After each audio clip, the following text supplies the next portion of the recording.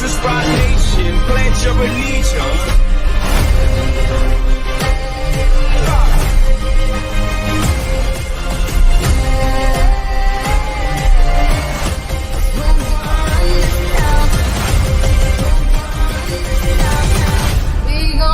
This town. Too. We'll do that too. Oh, you have it on Chopper Bob. He's clicking on me. Okay. There we go. Hey, what's up, guys? Welcome back. What is on the camera? Got a little leaf on the camera. What's up, guys? Welcome back to another Thursday night paint night. Got myself here. Ashley's over there. She's running the computer. Hi, guys. And we got Chopper Bob here today. So if you don't know Chopper Bob, met him at the Brushmasters, was just a couple of months ago, down in Lake Havasu. Had a good time. But he'll be joining us in today. He'll be doing some I guess some pinstriping and some airbrushing. He actually has the some of the same setup that we have here with the Black Widow. So we'll be bringing him on and just here in a second. But I do kind of want to go over real quick just what we'll be doing today so you kind of know what's going on and whether or not you want to stick around or not. But hashtag Lime into the comments. If you haven't been here before, this is your first time here, you can just go ahead and hashtag Lime into the comments, and that will put you in to spin the wheel. So we'll spin the wheel, and you have a chance to win. What are we winning tonight, Ashley? Gold leaf and glue, and if you remember, then a 1/2-inch spinner. Yep. So you'll win. So you're basically winning the same stuff that we're going to be using today. Well, some of it at least. You'll win the sizing glue, the gold leaf, and if you are a YouTube member, a paid YouTube member, you'll also win a 1/2-inch spinner. So, which is like a $45 value, just alone. So yeah, just hashtag Lime in the comments. You only have to do it once, and that's it. Pretty easy. So what we'll be doing is working on the same Biltwell lane splitter helmet that we've been the 3rd week in a row now that we've worked on this helmet. So the first week we did the faux finish, which is kind of like a marbleized in a chameleon purple. What is it? Purple, blue, and green? Yep. Purple, blue, and green. And the following week, we laid out these flames, which is the variegated leaf and the bright purple pigment powder. So you mix that pigment powder into a clear base coat and reduce it to make it thin enough to be able to spray it. And then there's our purple outline. So if you missed that episode, or if you're new, you can always go back on YouTube, go into the lives, and you can catch up on all of the lives that we've done. I think we have over 105 or something like that now. So yeah, you can go back and check all that out. There's a lot of good content there. I did, over the last couple of days, I did add some more artwork to this. I cut out a stencil similar to what we have here, and I just airbrushed what we call like a toxic green fire. So this helmet is going to get auctioned off for charity. And there'll be a group of painters that it's going to be displayed here at a local motorcycle show in Ogden. What's it called? Two-Bit? Yeah, Two-Bit Motorcycle Show. What's the date? You know the date? June, I think 7th. June 7th in Ogden. So yeah, if you're in the area, June 7th, you can come by, see some cool bikes. It's basically just a chopper show. There's actually we have a street, a very well-known street called Two-Bit Street, 25th Street, and there's gonna be a car show there too. So, but we'll have a motor. There'll be a motorcycle show put on by Tucker Speed, which is another local motorcycle shop, and we'll have these helmets there. So, yeah, if you want to see it in person, or if you just want to check out something cool, or if you're low.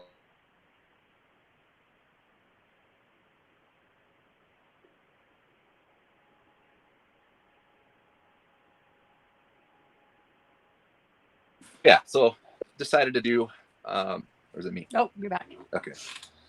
We got Ogden, Utah on the sides. And then one thing about Ogden that we're kind of known for is we do have a dog food plant, and it stinks. Like ever since we've been little, that thing's been pumping out some stink. So yeah, if you drive into Ogden, you're going to smell dog food in most cases, especially on Wall.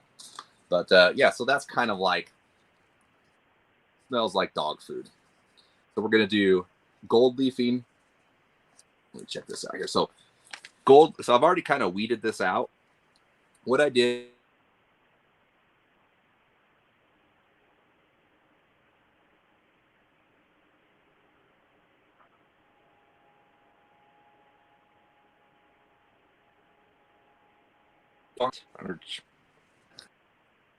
sorry about that, guys. We'll get to the bottom of this real quick.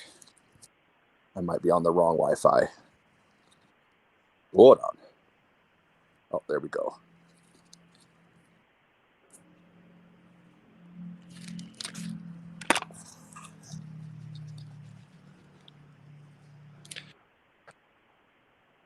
So what I did is I found a font on the Cricut Design app, something that looks smelly to me. I guess this is the smelliest looking font that I could find. Okay. And what I did is I took a razor blade and I trimmed it out so I would have this little like a 16th inch around it. Because in most cases this would have just came off with it. We would have just kept the center. But that's a kind of a trick way to be able to create an outline. And that's what we'll do. So we'll be leafing the inside of the letters. Whatever you see blue right here is going to stay the original color of what this.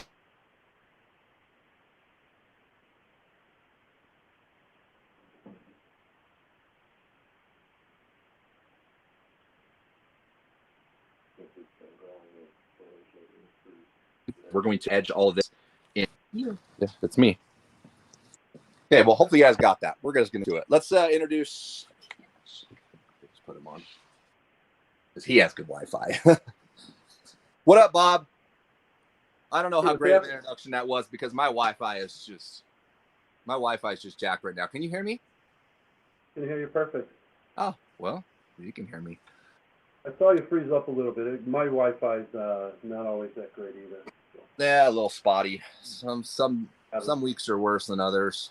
But we got you here, so if I glitch out, we have Chopper Bob over here. He's going to take care of the show here. In fact, I think I'm starting to glitch out here. I don't know what's going on.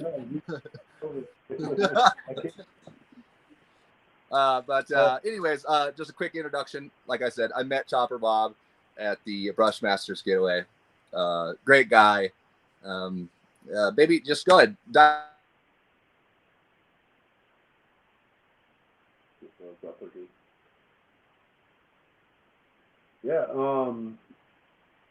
Yeah, like Adam said, we met at Brushmasters, one of the most amazing times I've ever had. The group of artists there were incredible. Just the amount of talent that was in the place was kind of humbling as an artist myself. So,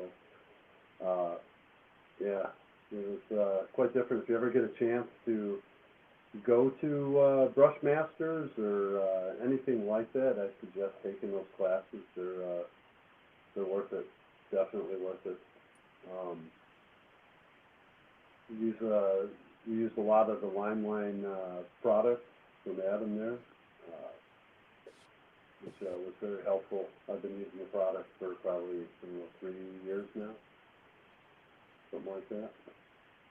But I just started getting into using more of the one-shot paints, where I never really used them until Brushmasters, and it kind of opened my eyes to kind of a different art form even.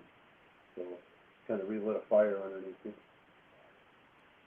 Yeah, Brushmasters was a good time, and I felt like I learned a pretty good amount. I mean, I kind of personally jacked around a lot.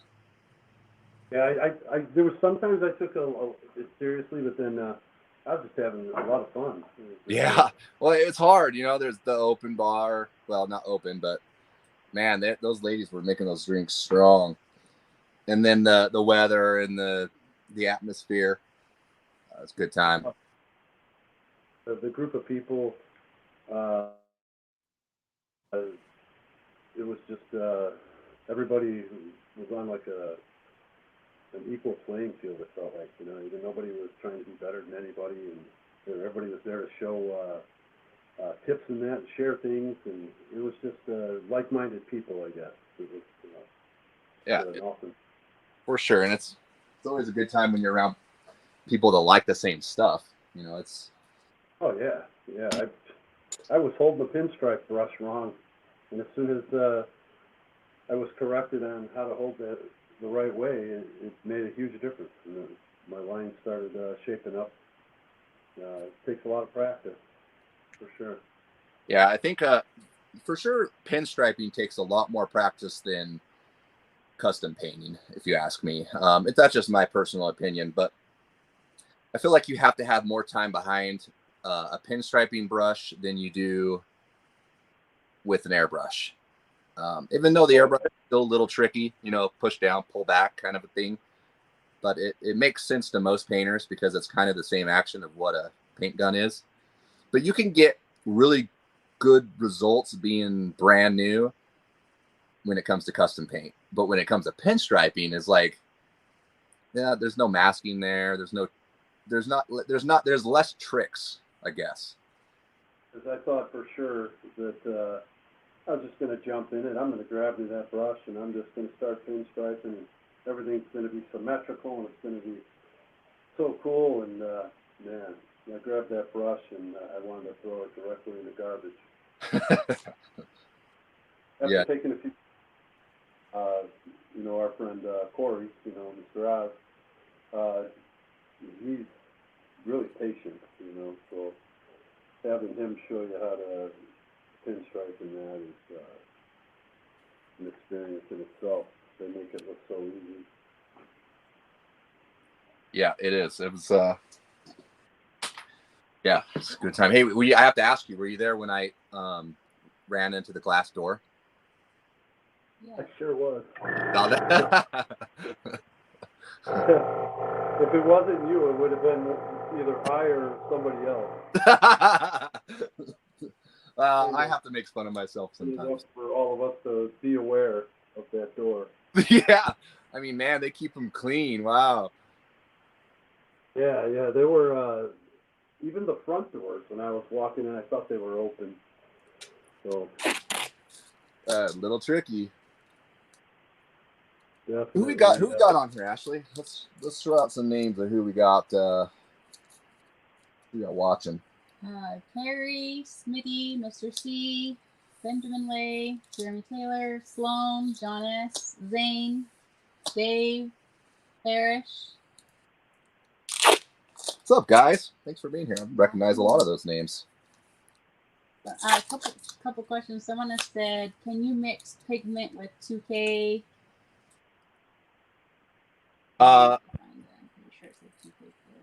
No, you can do that, but you need to be really gentle when it comes to laying it. You don't want to spray too much at a time, because what could happen is it could break the pigments apart, causing it to crack.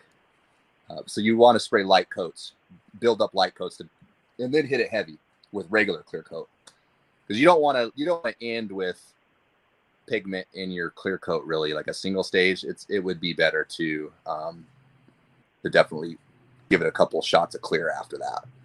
So if you were to mix it into your clear coat, which I don't know, it's a little risky, you would want to hit it with a couple of clear coats that don't have any pigment in it right after that.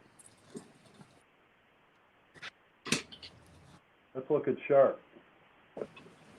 The helmet, not too bad. I love the color changing effect, and especially when it's marbleized. Gives it a cool look. Sticking out right now, a certain light, you can see that real, that purplish, that blue, like right there. Uh-huh. What do you got? What do you got going on right there? Let's check this thing out. You may have showed. I put this together earlier today. so it's just a little panel of some monster art, and I threw in the background using one shot, and now I'm using com art over the top of it. So once the one shot will set up, I've noticed that the com art will actually flow out really nice. So I've been using it to shade, because running the one shot through the airbrush is proving very difficult to figure out. Yeah.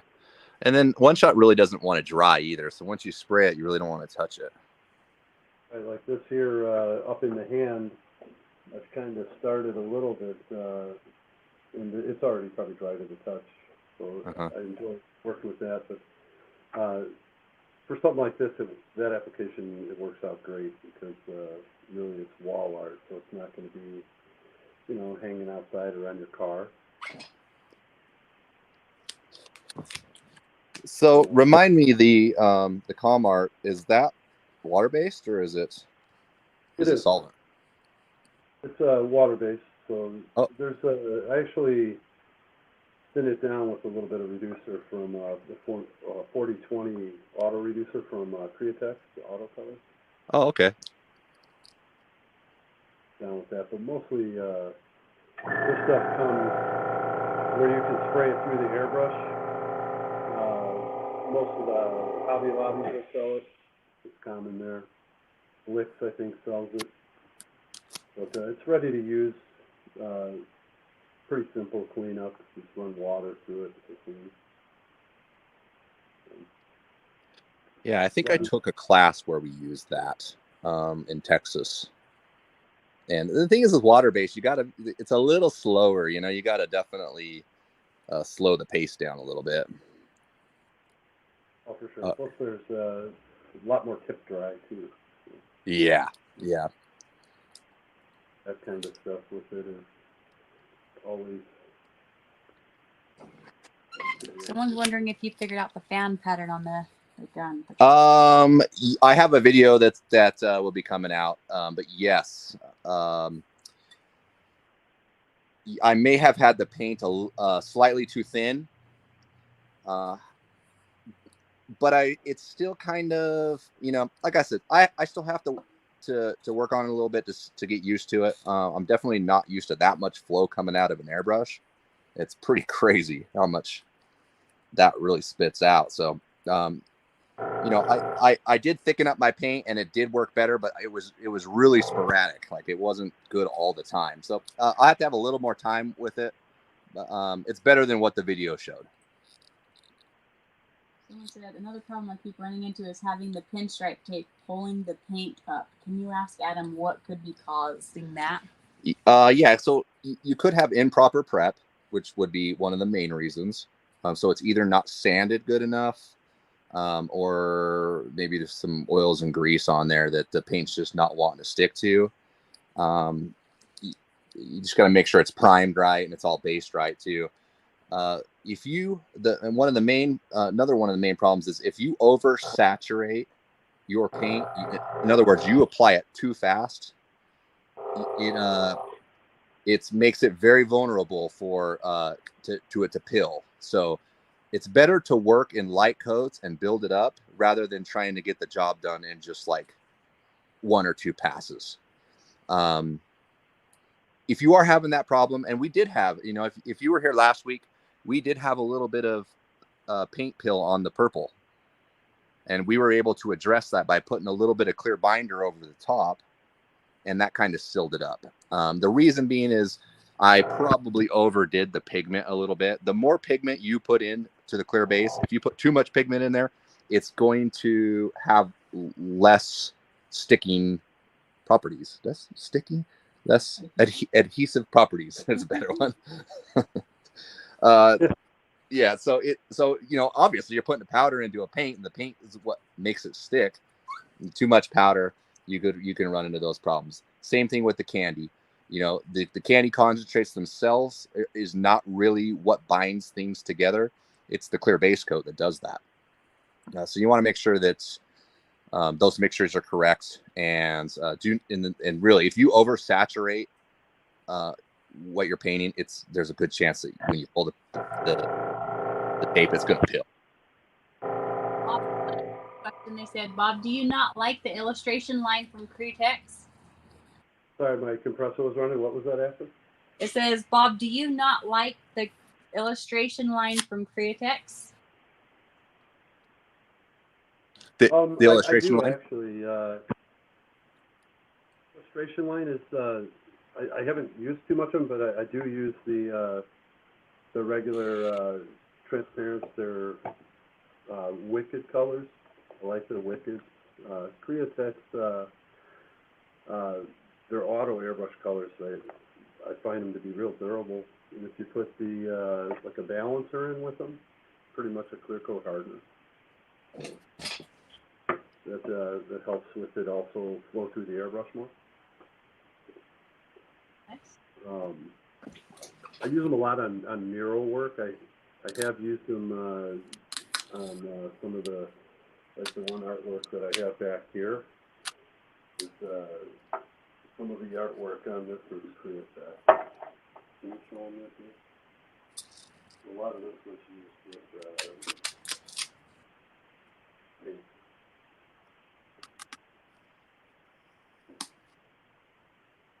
Yeah, that's cool.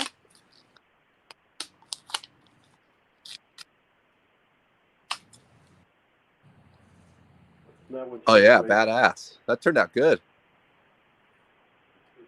Nice. Some of it flowed really nice. The one issue I had was I must have had some dust when I pulled some of the line on it. It pulled up into my clear, so I had to go back and fix that. But, you know, always some little things that happen when you paint. Well, and that's the thing, and we've discussed this before. It's knowing how to fix your mistakes, and and knowing how to deal with those problems. And really, that comes with experience, because you kind of have to have the problems in order to know how to fix them. Oh, absolutely. I've learned more by my mistakes than I have by things going correctly. Yeah. So if you're new, don't give up. You know, it's not. We all run across these issues from time to time. Somebody asked, could the paint peeling issue be when I pull up tape, because I'm using DB6 500 with my candy? I've heard it's a thicker inner coat clear, and should I try a thinner base coat? So yeah, so he's using DBC 500. Yeah. What it sounds like. And I'm DBC. wondering if that's a reason. He's using that with candy. Well, you know, DBC 500 has been known to be like one of the best intercoat clears, to be honest. It's not going to be that intercoat clear. It's going to be probably oversaturation or improper tone. Or it's just the nature of the game, really. You know, it's like it happens sometimes. You just got to figure out how to fix it. What's the difference between binder and blender? Well, I've never really heard the term blender too much. I know what a binder, a binder is like a clear base coat. Basically our clear base coat is a binder. You know, binders inside of base coats anyway. So there's a binder, and then they load it up with pigments. Same thing as an intercoat clear. They're very, very similar. Maybe the properties are a little different, but they all can be used the same way. That's one I don't have a lot of experience in, is the clear coats and all the mixtures. It's something I've been slowly working at. Yeah, that's a lot to know, really. And the thing is you don't need to know it all in order to start. It's one of those things that you build up over time. I actually learned all what I've learned from. I did take an automotive auto body class in college, and I did do a 2-year program. So that's where I kind of learned all my fundamentals. So I have a really good foundation of how paint works and stuff like that. But yeah, you build up your knowledge as you go. Yeah, but it can be intimidating, and I think for most people, when they see a project, they get intimidated, so they hesitate on trying to do it. When in actuality, just go in there and jump in, and you'll be surprised. I tell people it's real easy to learn how to airbrush. Yeah, I mean, airbrush is, like we talked about before, it's not pinstriping.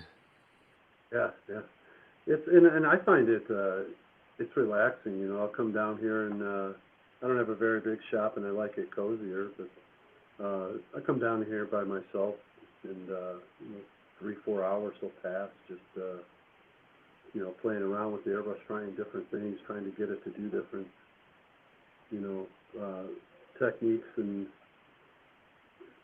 different cool things. You know. Yeah, you never know what you'll come up with. It's like just by experimenting and you know, and then you know, once you start to get your own style, or maybe you're doing, you know, certain color combos that are kind of something of your style, or you know, you develop your own thing as you get going. Yeah, and that's I think that's all part of it. It's just figuring out exactly what you want to first your style, what you want to paint with, and then just learn from there. I'm constantly learning every day that I pick something up, especially with this one chapter. Totally different. Yeah. To be honest, I wish I had more time to practice, because I don't even have my straight lines down yet when it comes to pinstriping. You know, because you got to get your thicks and thins down, and before you even try to do designs. I'm still in kindergarten. I did figure out that someone showed me Falconberry, Zach, just how to use like a tripod sort of technique. And once I learned how to do that, then the brush really, it's all about keeping it nice and straight and even. So when it starts moving like that, you got a nice tripod, everything stays straight. So once I figured that out, it made it much easier. Oh, really? But just when I think I've got it, I'll come back to it 2 days later, and I'm like starting all over again. Yeah. Well, and a lot of it's maybe even because we're not experienced enough, or at least I'm not experienced enough to know the problems that's causing, you know, the issues. Like, especially with a brush, if what I know from a pinstriping brush is the more you kind of get going and the more you load it up, the better it's going to perform. You know, so maybe like the newbies, what they're doing is they're simply not loading up the brush with enough paint. And they don't realize that. And then that's all. Too. Yeah, that's it. They're done because it's not for me. It's just not. I can't get straight lines. You know, it's a simple fix like that we just like the new guys just don't understand. And I think the first step of a beginner class on pinstriping was learning how to properly palette the brush. Exactly. All to where everything's flowing nice. You know, you've got the right mixture of mineral spirits, and once that's figured out, and it flows really nice off the brush. And if you have too much thinner in it, then it has a tendency to run out. So your lines, they don't look straight. So that's the most frustrating part for me, is getting that fine line figured out to that right mixture. Yeah. And it's almost like the guys that are girls that are really good, if the paint's a little bit on the thick side or a little bit on the thin side, there's more room for error there, because they can adjust how they're pinstriping to how the paint is. And that's how I found with Oz. It's like they'll make it work, whether it's a little thicker or a little thinner. And it's just something that experience will do for you. We were watching Beth, Little Dane, and oh yeah, just amazing, you know, watching how smooth she is. And it didn't seem like she took too much time, where I take like a half hour to palette something. She was in and out of there and ready to brush it in like seconds. Dr. Bob, somebody asks, are you using a sword or a scroll? I kind of hopped in between them, because I haven't gotten real good with getting like with the pinstripe brush. I like to use a 00. Let me get that lined up. So that one's just a little bit smaller, a little thinner than the regular Zero Mac. So I started with that one because I was able to get more consistent thickness in the lines. So, but some of the scroller ones I'll use to, once I get to where I have to make that curve, I just haven't adapted yet to get that good at using that pinstripe brush around the corners.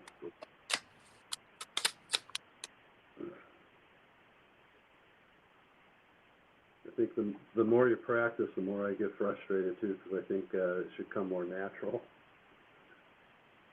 But Yeah, there's nothing natural about pinstriping, if you ask me. actually, Have you seen anybody pick up a brush, like a pinstriping brush, and just like go to town? never.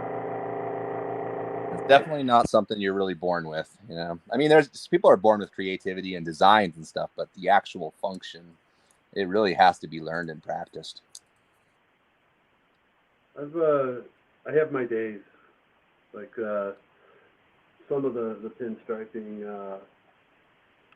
that I have been doing it's been a lot better recently. Well, there you go. You're getting it. It takes a little time, and I learned that it's something you can't rush. You have to, the lines, you have to just let the paint come off, watch the paint. It's a really slow process where that's my biggest thing is I want to take that brush and I just want to race down the line on there and get to the next one. And, I learned real quick you can't do that. Nope, and you got to want to be there, really. You know, you got to want to do it, and it can't be one of those things where I just got to get it done. And I don't know. I'm sure if you're that good, that's fine. But being new, you just really got to dedicate that time.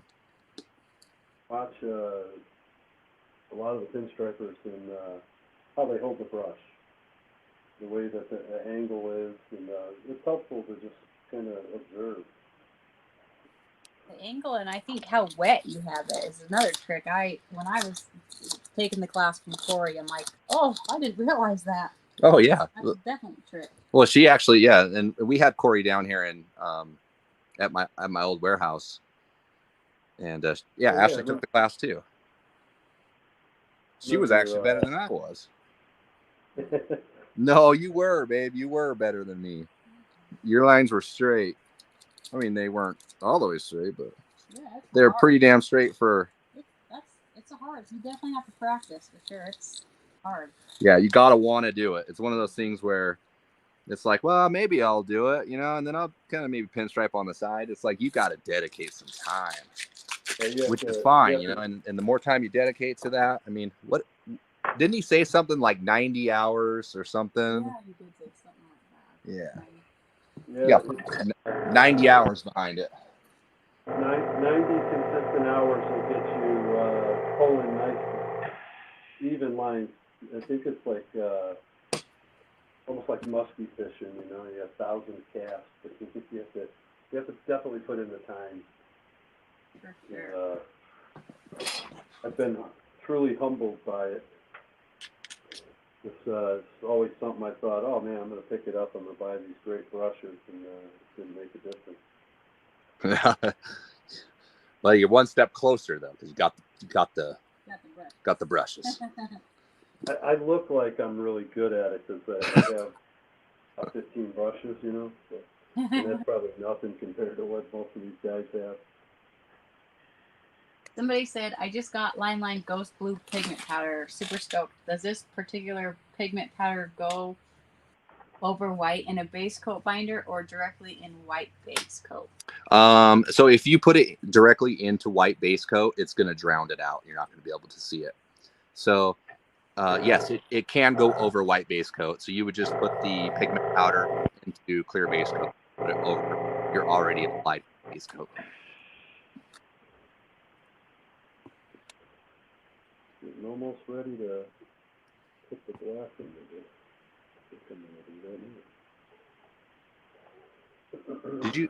Did you know he's from Chicago? Mm-mm. Yeah. Nice. We were talking about how good their pizza was. How do we know? We never. I just hear. That's why we have to go there. You guys have a loop by you? You guys have a Lou's Malnati? Oh, what's that? Pizza, it's a pizza place that's out here. Oh. Is he talking to us or is it me? Yeah, I can't. I cut out, so I didn't hear what he said. Say it again, Bob. Lou Malnati. Never heard. They're famous for their deep dish pizza. Yeah. Who did? Oh, it was Cheddar that told us that. Oh, was it? Yeah, you can order that.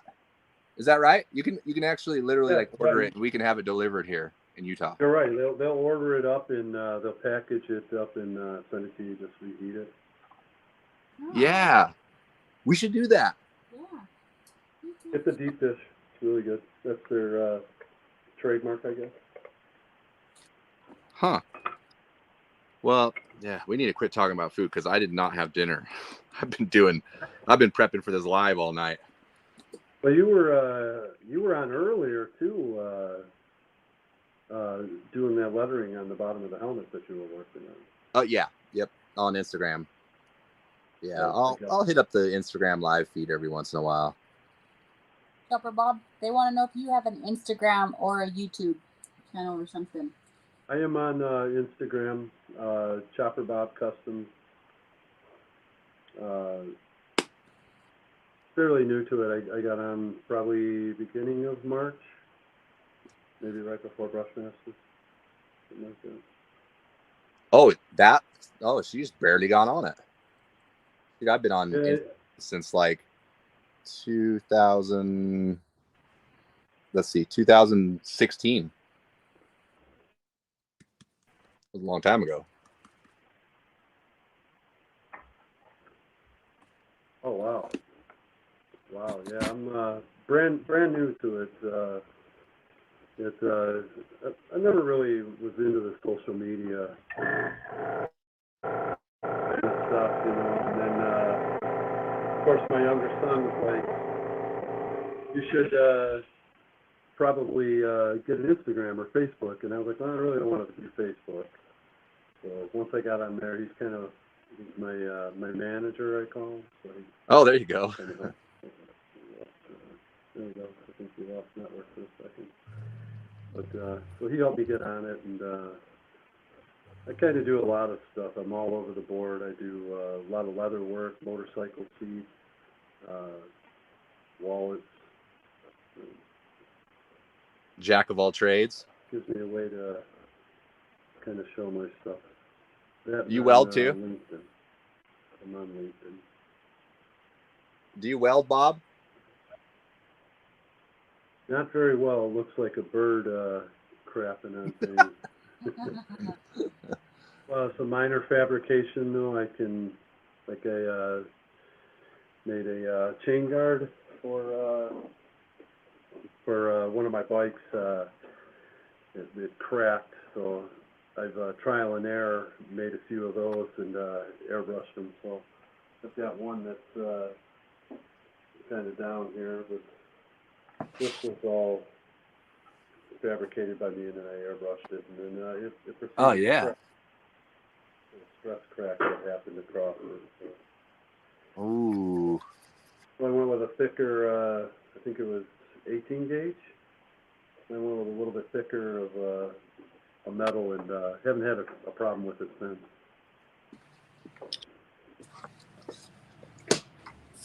I do have a little welder, little project, but never really got into it. I was never good at it. How about you? Do you weld, Adam? Lumpy says you and him have some things in common, Chopper Bob. What's that? Must be because you guys do leather work and don't weld well. And Yeah. You know, sometimes those things that, it sounds like he's the same.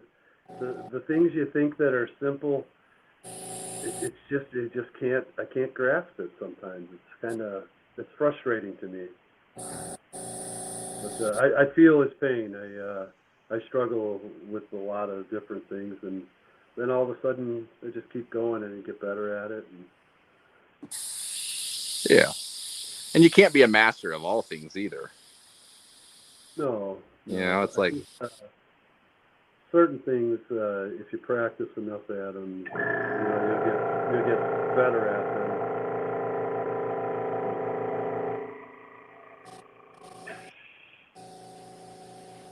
so I'm just using a white base coat here, and I'm just aiming for these stencil lines that I have. So I want to do the fade coming off of this way, because I'm going to be filling all the rest of this with gold leaf. So really what I'm concentrating on is getting I want like a stinky stench coming off of this.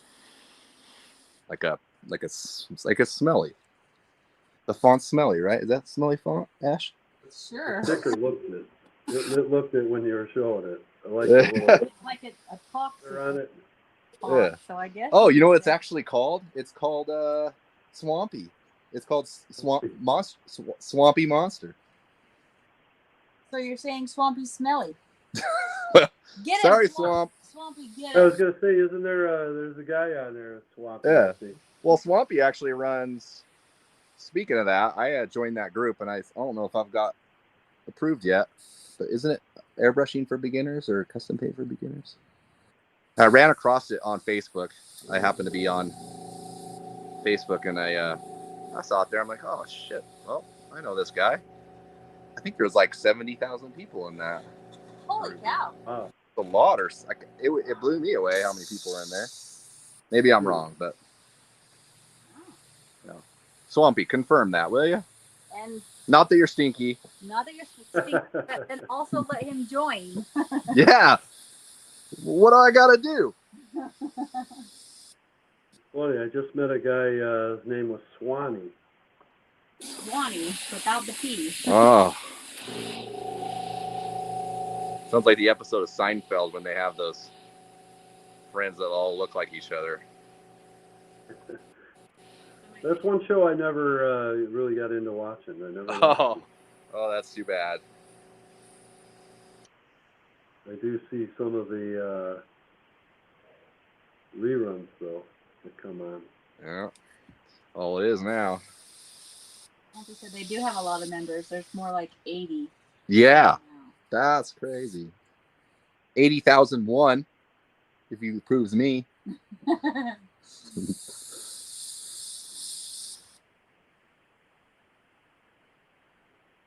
many airbrush artists do we have that are tuned in? Yeah.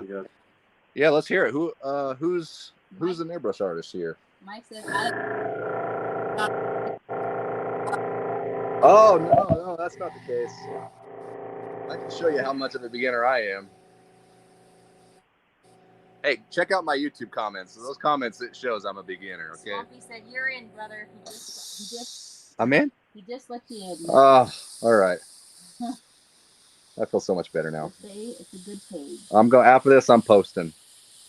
Okay, so it's like Cody's, he's a airbrush artist, E. Brown, Cliff, Rob says I'm learning, Robert is, Ella, me, but oh me. yeah, Ella's been banging out some stuff. Been working on an airplane that's been really cool. I've seen. Oh, really? She's really come a long way on the airbrush, and she's been doing a lot of it.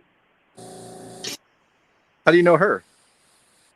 She was. I met her down in Casey, Illinois, for a pinstripe class that I took, and she was at the same table at Brushmasters. Her and her mom were there. Oh. I don't know Yeah, you have to forgive my memory because I don't remember anything hardly from that. He's terrible at remembering names or faces or people. Well, and there was very good at that. Then there was a bar there too, so that didn't make anything better. Yeah. Because after like 5 p.m., it was like, oh, it's drink time. And I'm not there, and I'm his memory, so yeah. That's the reason why he ran into the door, because I wasn't there. I'm pretty sure I would have ran into it anyways. They put the bar right between the bathroom. That's... To walk to the bathroom, so you'd have to walk past the bar. Yep. Yeah, looks like there's a lot of airbrush artists on there. Hey, Rose, awesome. Lewis, Matt, Colin, Danny, John. Oh, that's Colin Topham. He was another artist at Brushmasters. Oh yeah, that sounds familiar. He was right next to Butch from Hot Rod. Butch Hot Rods, I think. I think that's what it was. Yeah, this monster art stuff has got a grip on me recently. I've really enjoyed doing it. So I've steered away from a lot of the other things.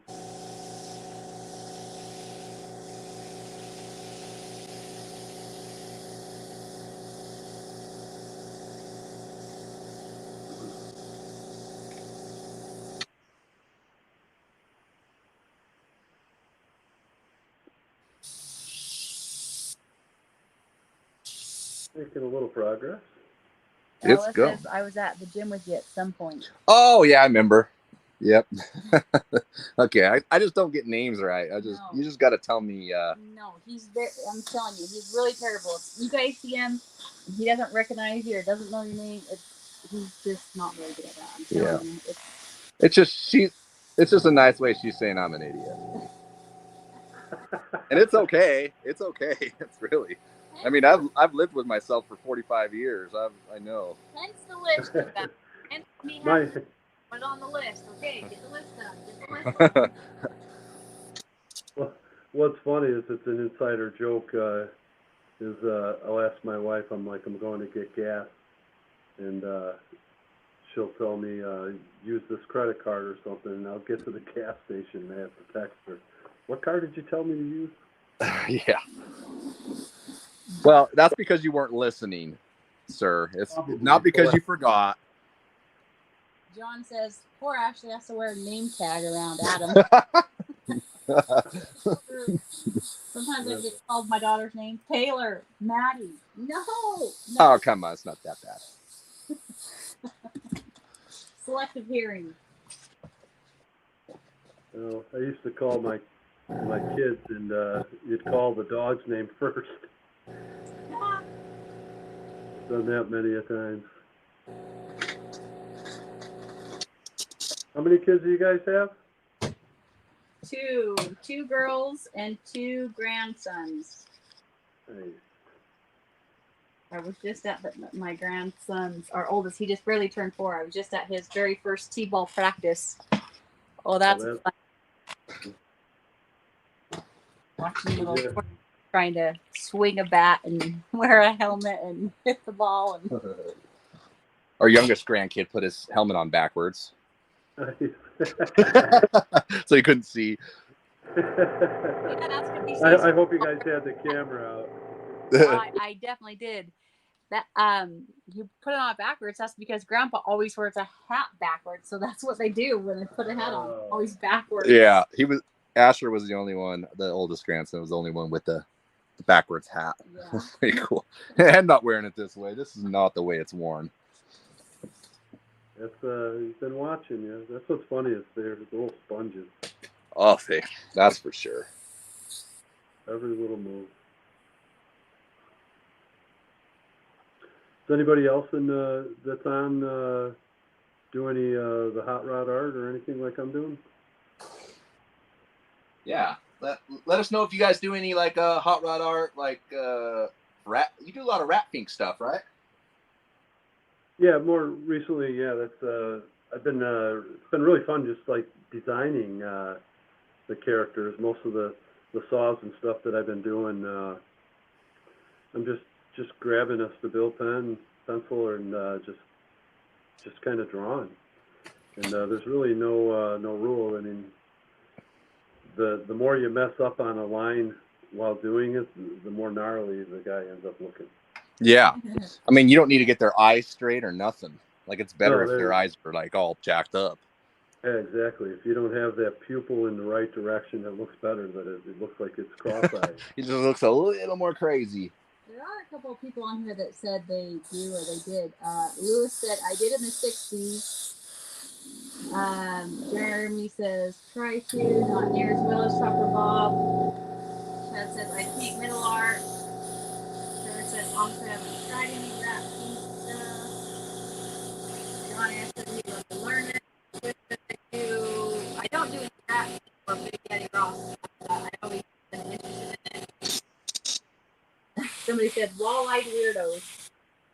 Yeah, they call it so many different things. I've heard it's called lowbrow and monster art, and I'm not sure what to really call it.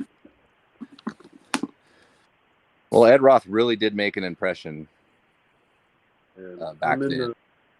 Actually in the process of going back and forth with emails to the official licensed rap themed artist.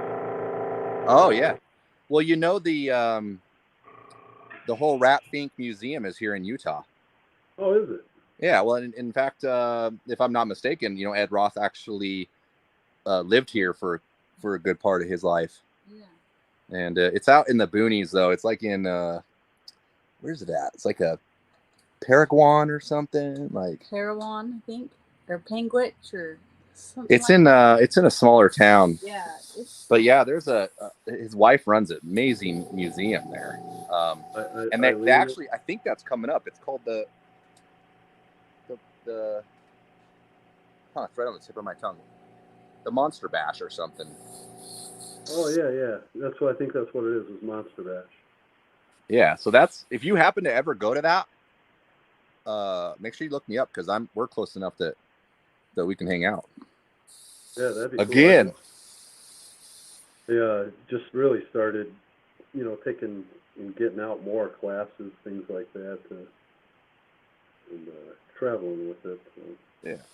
Well, if you can go somewhere and make an experience out of it, and then learn something while you're at it, and then if you own a business, all that's really a write-off. So you're just investing in yourself and saving yourself like those taxes. Classes. If people decide to take classes, that's all stuff. It's investing in yourself. So. Yeah, absolutely.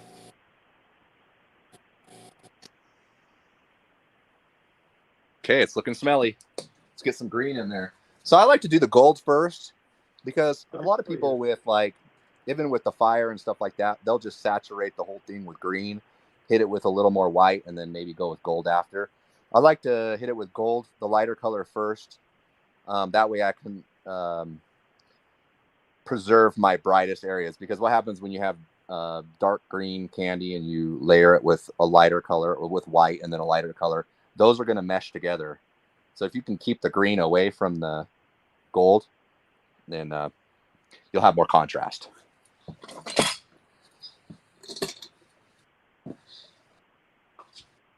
So is that all with the candy concentrate? The lime line? Yep, this is the lime line. So I just got done. So we do have a white base coat. You have to go to Big Cartel website to be able to get that one, but we will actually have it labeled and everything in a couple of weeks. We will have our new shipment coming in. So we'll have the white. So some of the new products to look forward to is white base coat, silver metallic base coat. We're going to have the red, the blue, and the gold candies, because right now we just carry them in these 4-ounce bottles, but we are going to be carrying these in full pints, which is like this size compared to this, So for those that really do a lot of work, this is candy concentrate. So we'll have all those in the pints. And what else are we gonna have? Oh, the red, blue, and gold. We'll have those in a pigmented color. So we'll be able to. I'm gonna send you some of that actually when I get it, because I feel like those are great for airbrushing, because they don't have any metallics or pearls in them. They're just a solid color. So if you have solid red, solid yellow, and solid blue, you also have green, purple, orange, and all those other tertiary colors. You have those as well. So you can kind of mix and match. If you mix all three together, you have brown, which is probably brown and gold are my favorite combos. I'm a big fan of the whip beer. That Yeah. whip beer color you did on that bike was just gorgeous.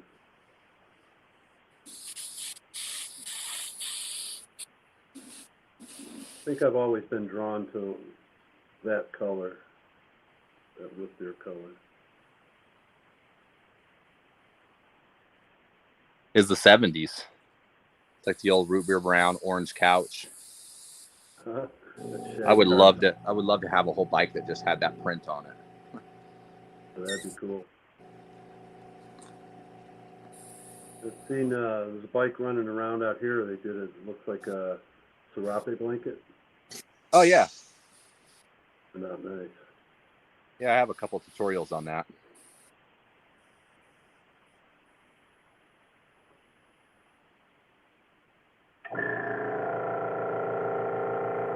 So when you said you had classes in college, did you have a lot of classes in high school? I didn't have any classes in high school. Besides, I did have a art class where we did play with an airbrush for part of a semester.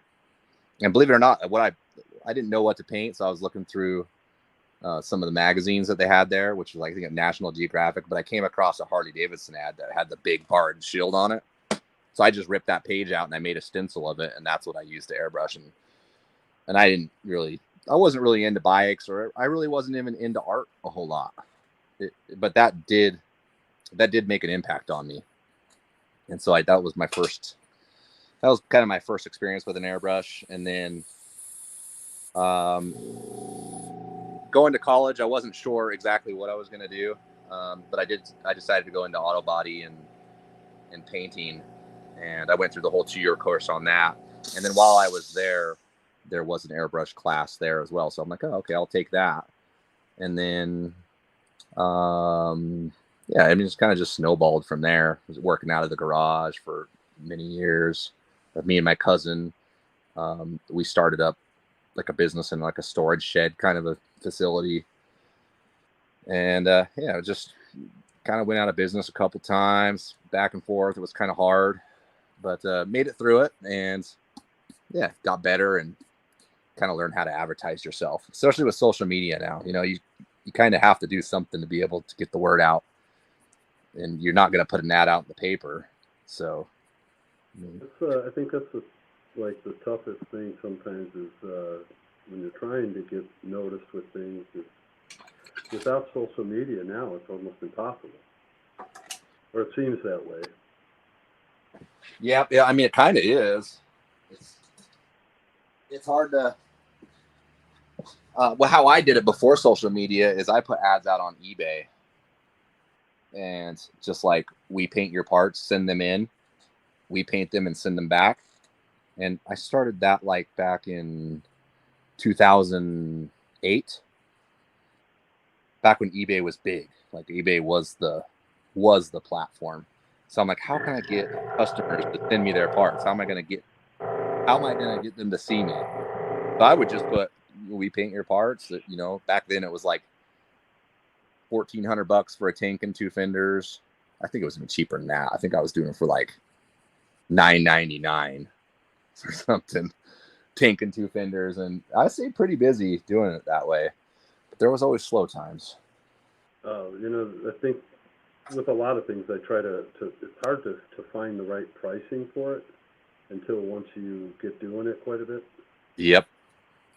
Don't know how much to charge. They want to know what your Instagram Chopper Bob. What was that, Ashley? They want to know what your Instagram page is.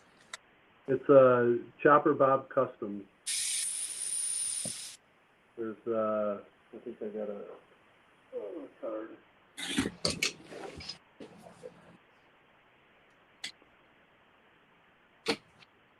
Can you see that on the screen? Yep. Thank you. No problem. Thank you, guys. That's so that's your logo. So that's what will actually be on your what do you call that, avatar? Yeah, my avatar is exactly like that.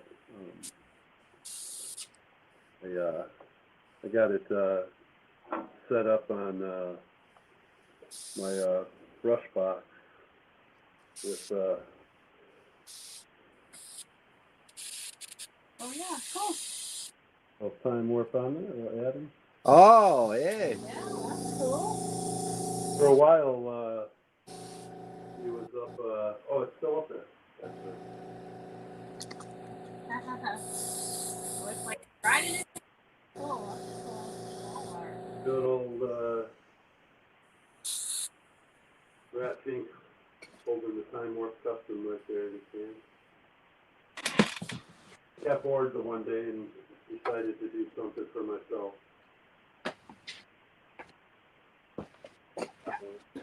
There's some of the kind of leather work. All hand painted in there. Oh, yeah, that's really good. How long you been doing leather work for? I started in 2000. Was it 19? See it on my chopper. I cracked the fiberglass on it, so I took it apart to fix it, and decided once I had it off, I'm like, you know what? Let me try this leather stuff. You know, that's how it kind of all started, and now I'm doing wallets and purses and eye bags, patches. Well, it's definitely beneficial that you can do more than one thing, especially in a similar trade, you know, like, you know, as a craftsman, if you're not busy with paint, you could always swing over and start doing some leather work. Oh, definitely. You know, and sometimes I get bored. Oh, yeah. Doing same thing. Well, and really, go ahead. Sorry. Oh, go ahead. I need that change sometimes where I have to do things, different things. Like, you know, I just can't sit still long enough. Yeah, you need an outlet, another creative outlet sometimes. All I do is getting on the motorcycle, that helps, but I don't know. There's nothing like painting, man. I love it so much. I paint all the time, you know. My wife will go to bed, and I'm like, okay, I'll just go and stairs and paint for a little bit. Yeah, that's cool. Get your alone time and listen to some music, or Yeah, absolutely. I remember those days.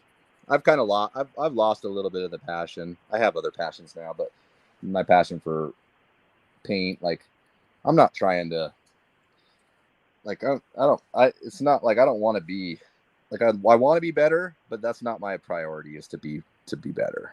Like, I really just want to get people up to my level.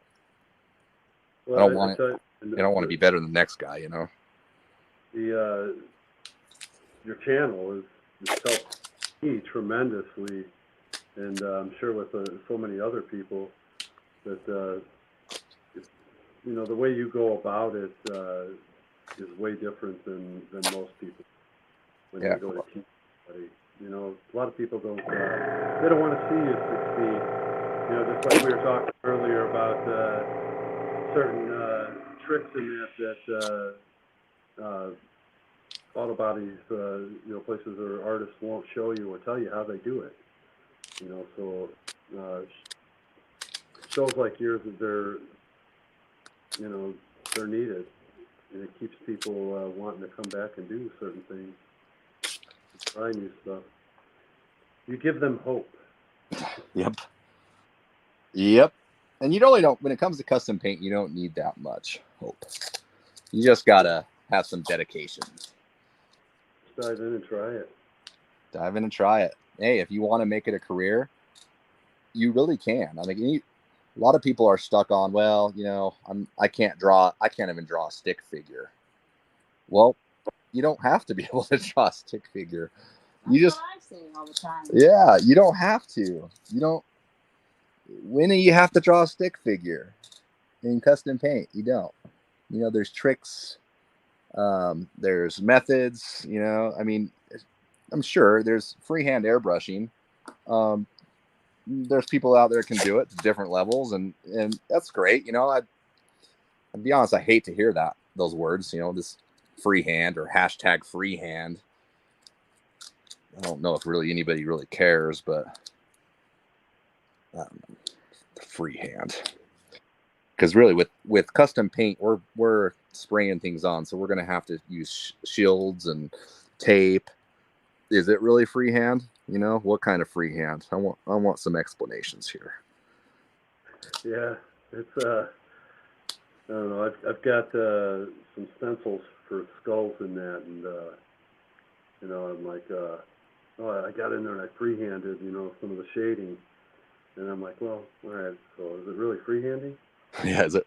Yeah, you freehanded the shading, but and really, you know, I mean, it's like you're tooting your own horn when it comes to the whole freehand thing. But that's me. I'm not hating on nobody, but I am. But yeah, I don't mean it rude. But you don't need to be an artist to do this. You just have to have a little bit of creativity, which everybody has some of that. And the more you do, the more creative you'll be. Yep, and again, just give it a try. You know, like the whole leather thing for me is I didn't know how the outcome was going to come out. I just grabbed the kit and decided, you know, I'm going to try it, and picked up some leather, and that's pretty much how I've gone about everything that I do. I just pick it up and try something new. And if you're passionate about it, you'll always push yourself to do better. Yeah. And then and then if you have problems, you Google it, YouTube it. Yeah. Like I said, your show has been great for that, man. I'm like, oh yeah, well, I'm just going to watch this show, and yeah. And really, teaching's been, like we talked about, having different outlets, like creative outlets.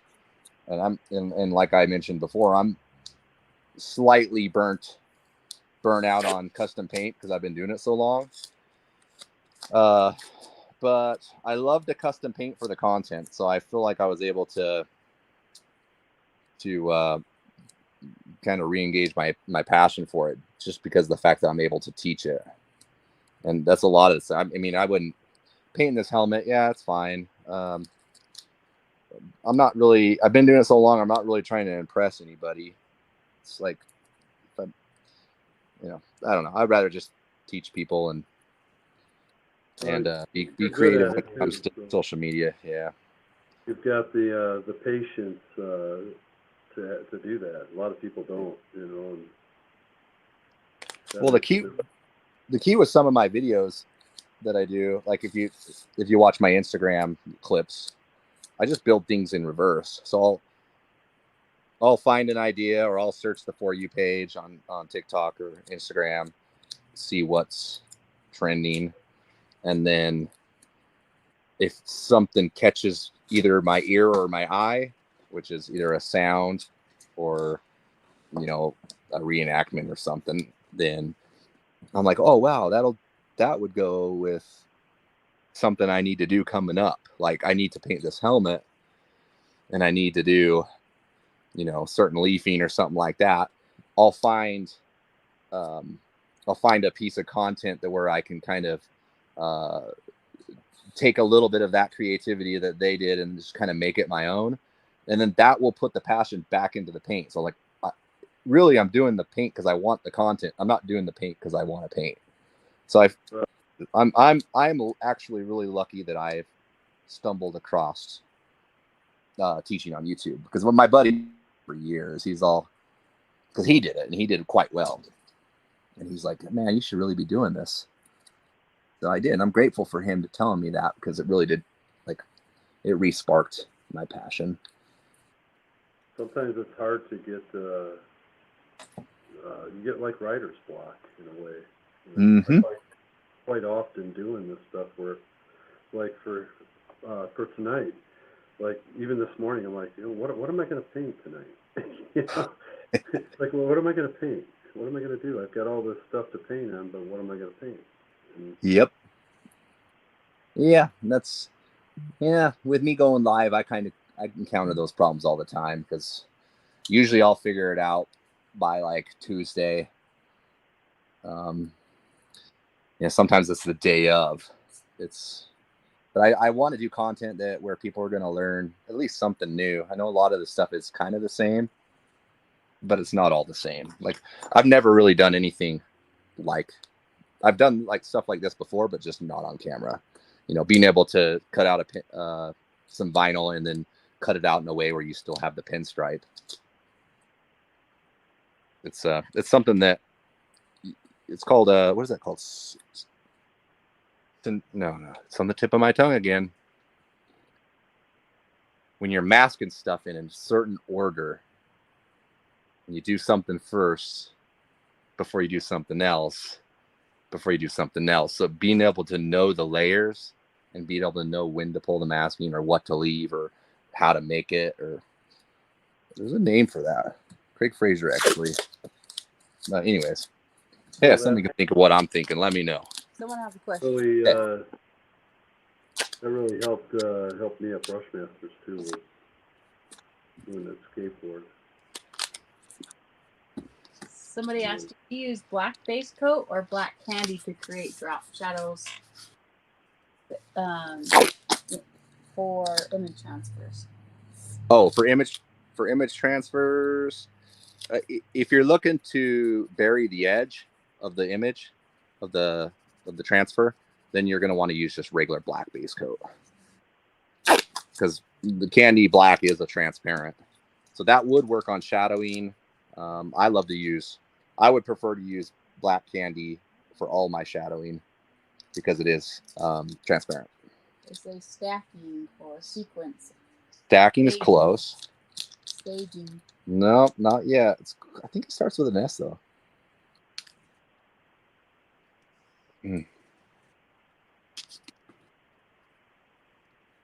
Somebody knows out there. Hey, let's spin that wheel. What do you think about that? Well, you do a lot of talking. So oh, okay.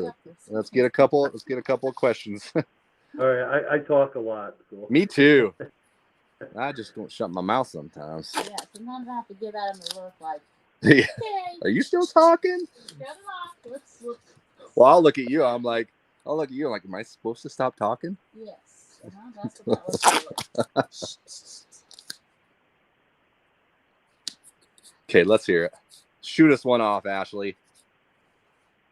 What's the best brush for fine lines when it comes to pinstripes? Huh, I do not know that answer. Do you know that answer? Mac is pretty popular with everybody, but Tidwell, I think his name's Jared, but he's got a line out that real good pinstriping brushes, and then there's another guy, what's his name? Martin something. He makes his own brushes. I think he's in Brazil. I think I have those Tidwell brushes. I've got a couple of them. I've been trying to use them more for like lettering.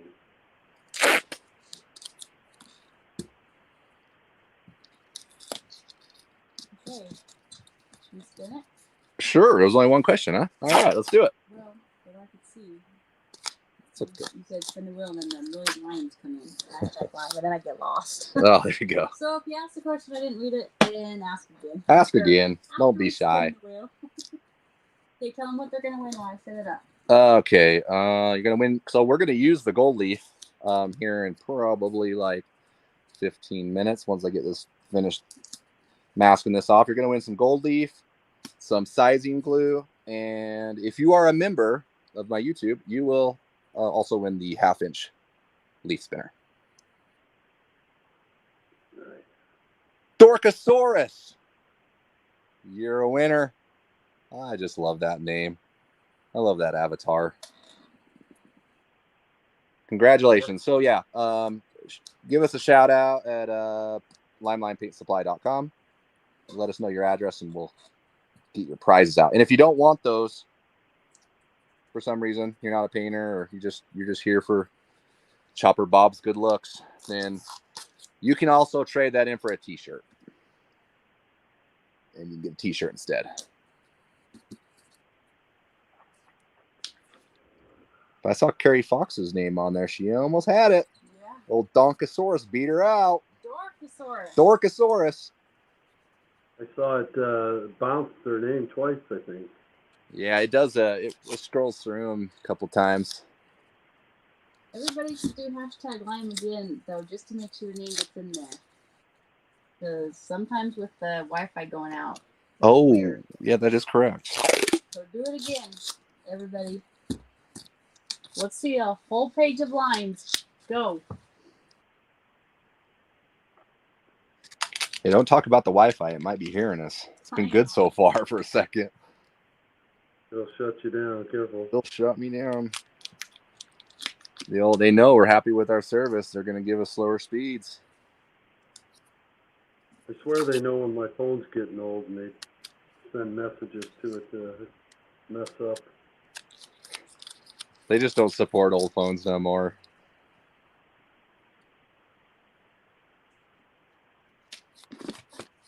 No. And I just need it for phone calls. I really don't need all that fancy stuff. That's what I thought too years ago. But then, better camera. You're using it for work. I don't know. I think, don't you have an upgrade there, Chopper? Bob, you have an upgrade? You go through AT. You go through AT&T, or who you got? Verizon. Oh, okay. I'm probably due for it, but I don't know. I just don't take advantage of it. It takes too much time to run up there. And you should, yeah. Then you got better pictures for your Instagram. You're probably gonna have like 135 more followers now. Nice. That's 130 more than I had. Well, you're new, Bob. You're new. I'm trying, man. It's I was on. I've been on LinkedIn for I don't know how long, and that's just a different kind of platform. Well, yeah, isn't that for guys in suits? Pretty much. I was one of those guys for years. For 13 years, I worked for Northrop Grumman. Oh, really? Huh. So, my dad actually worked for Northrop Grumman. Oh, no kidding. Yeah. It's pretty much a good part of his career. I think it was TRW at one point. And then Northrop Grumman come in there and bought everything out, from what I understand. Yeah, they were good at that. They bought Raytheon out and a couple others. I used to solder underneath a microscope for radar jamming devices for the stealth bomber and the F-18s, F-16s. Oh, really? Yeah, how cool is that? Years ago, now I'm probably showing my age, right? Somebody said, I guess Iowa is under tornado warning. Really? Yeah, severe tornado warning, Mr. C said. So hopefully everyone stays safe. Don't be painting outside. Don't be putting up your paint booth in Iowa. No. My youngest son is actually driving probably right through there right now. He's on the way to the house here. Really? When's he supposed to get in? At about 1 a.m. Oh, okay. You gonna stay up for him? Yeah, I'll probably screw around, keep painting, and pass his time. So, and otherwise, my wife, she'll be up. So she's waiting. Yeah, so I told her, you just go to bed. It's easier for me to stay up than it is for her. Someone had a question, Adam. They said, I'm going to paint some tins black with silver striped flames. Should I start with silver, then tape out the flame lines, or start with black, then negative tape in the silver flame lines?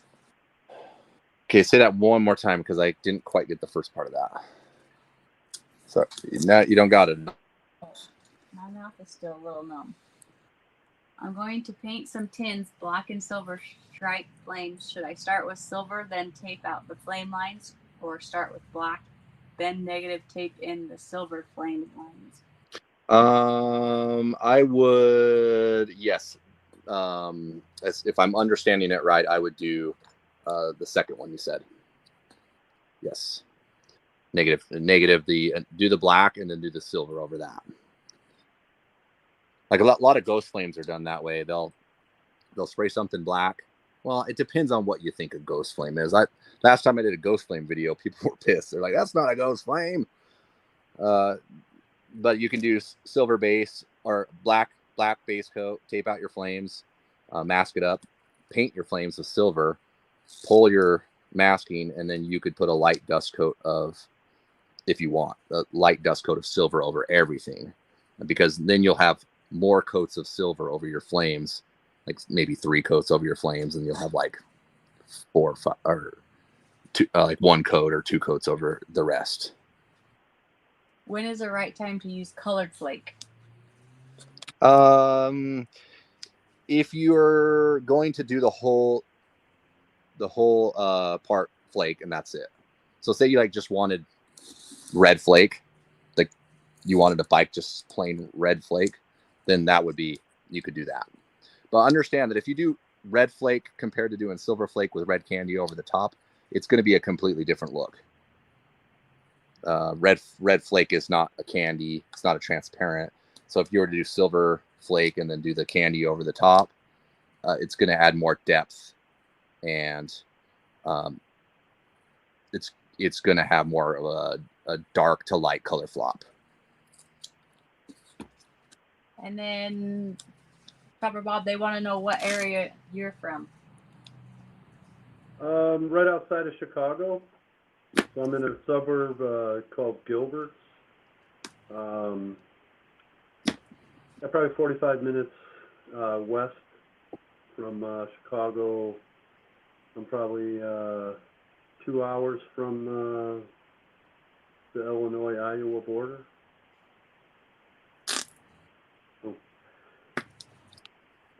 Thank God I'm not in the city here. It's like the Wild West over here. We've heard that. Yeah.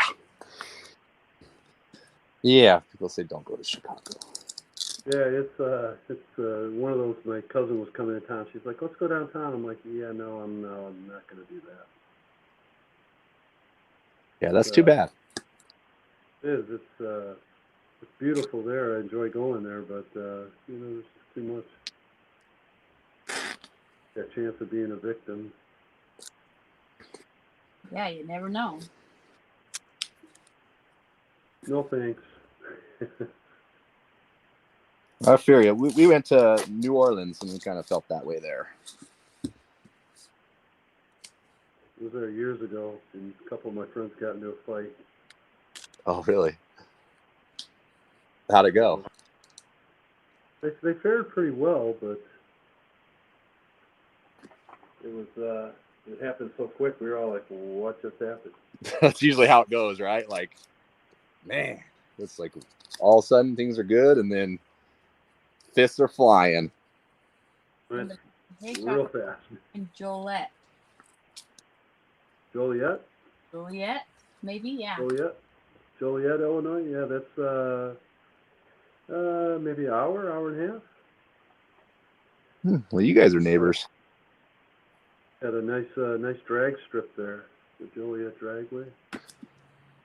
And somebody else just said, have either of you guys tried Kafaka brushes? Kafaka? Oh, I've heard of that. My buddy Keith Eccles, he told me about those. Never used it.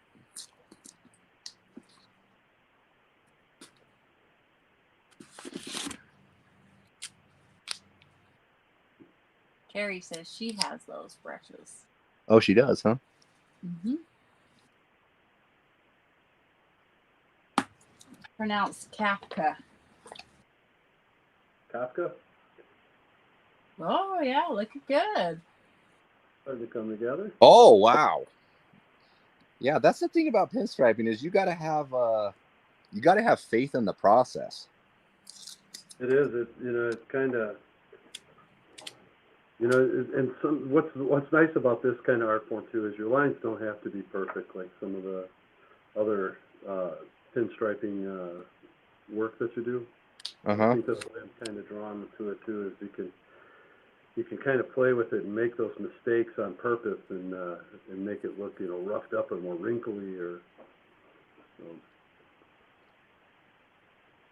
Someone on here says Washington Boulevard used to be our drag strip. Oh, there we go. Yep.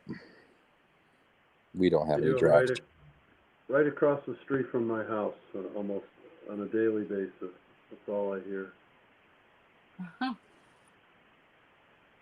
They made a drag strip with a drifting course the one night, and it was probably about 11:30. So I just got up and sat out there in the back of my yard and watched them. Really? That's cool. I can't get them to stop, so I might as well watch them until the cops come. Somebody said if you use orange flake, then shoot black or cherry candy over it, will it flop? Could you at least see the flake? Yes. Did you say black? Orange flake, then shoot black or cherry candy. A little bit if you're using black candy, but remember, black candy is still, it's the darkest of all the candies. And not really. See, you put like a dark candy, red candy over the top of orange. It will change the tint of it. It'll go red faster, but you're not going to know that there's orange under there. So there's not going to be any flop. Not enough you're going to be able to tell, I guess.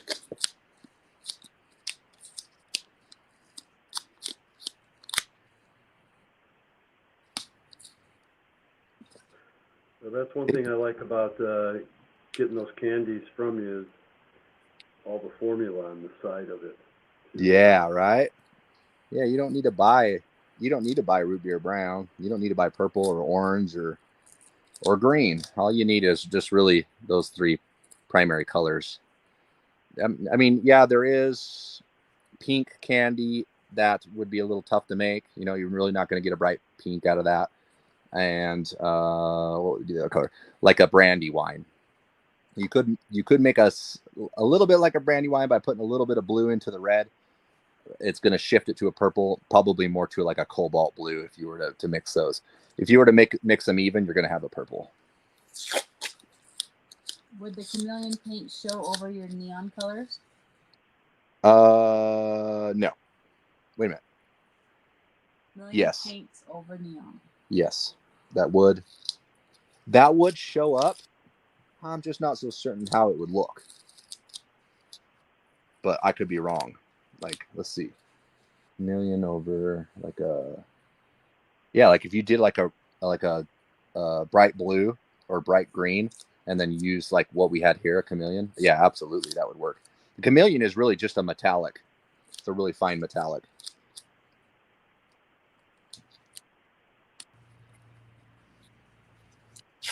Sarah said, I love the line candies. All right, thank you. They'll be in pints now, very soon. There's lots of things coming. Yeah, in fact, the green tape that we're using right here, this 1/4 inch, we're going to have that in this 1/4 inch, and we'll have it in 1/8 inch as well. And it's just the paper tape. But the paper tape's nice to have for certain things. How do you make a sky blue candy?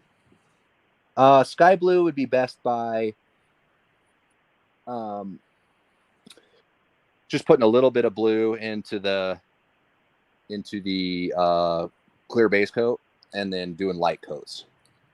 So you don't have to mix it to the intensity that it says. You can mix it like 20% candy with 80%, and then build that up. You could, like, if you didn't want like the metallic underneath it, you could actually apply it over a white base coat and it would look sky blue, but you're going to be missing the metallic. And that's really what makes candies so nice and so different, is the fact that they're transparent. And if you have some kind of a metallic or a pearl underneath that, what's happening is the light's coming through the candy, reflecting back off of those metallics or pearls, and it's shooting it back up. So basically it's glowing from the inside out because it's reflecting, but it's reflecting through a layer of colored tint candy paint.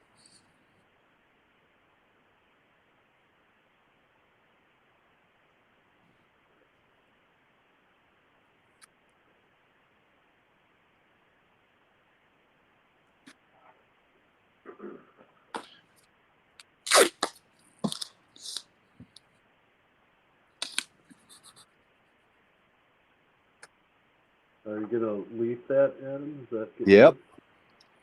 Just about there. I'm hoping. This is the tedious part.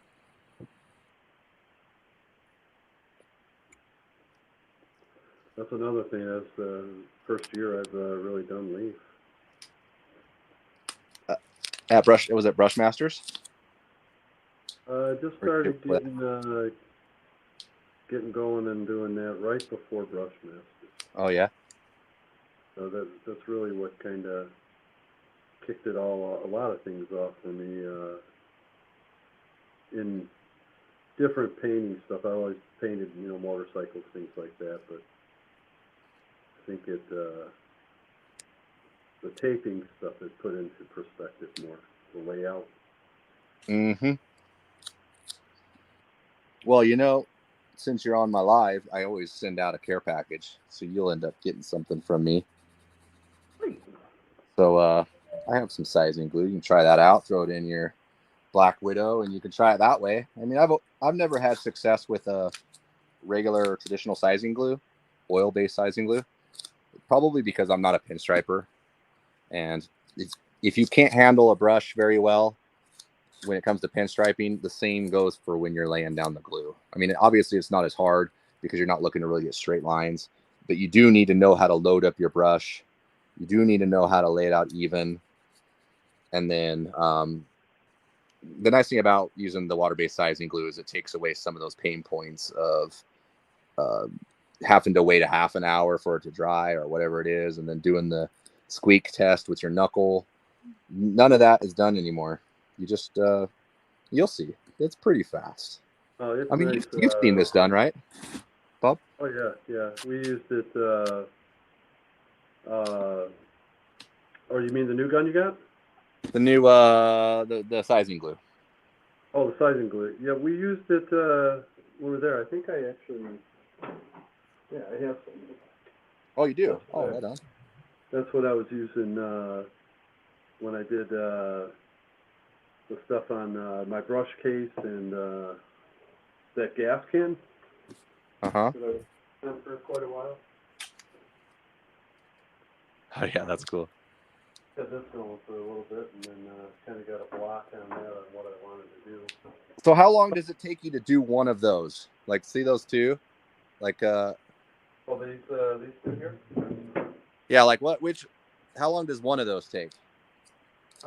This guy here probably took me about 5 hours. Oh, okay. 5 hours from drawing it out. They're about that size. The one I'm working on now will probably not as detailed, more bold coloring. So this one will probably take, I probably got a couple hours left into it. So probably 4 or 5 hours, maybe average, I guess. Nice. With, Man, you make me want to try painting something like that. Did you guys ever see this one? The little emojis. That's cool. Which one is it? Oh.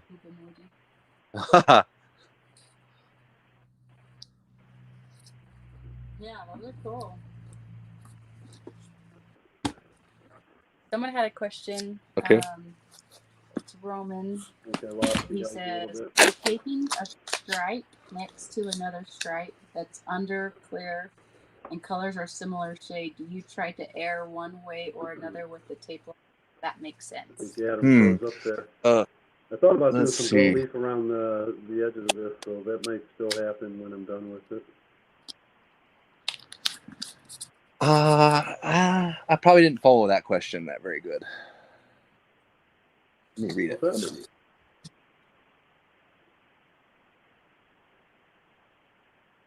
Oh yeah, hit me up with that, Roman.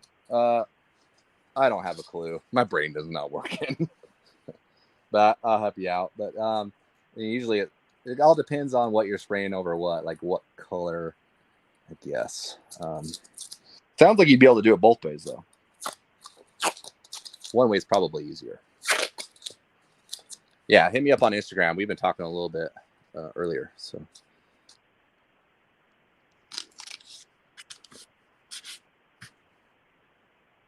Okay, it looks like I'm pretty close. I just need to make sure I block off these areas. He's frozen. He's frozen?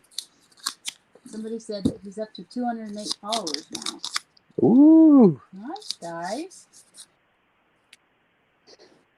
Well, he's not moving no more.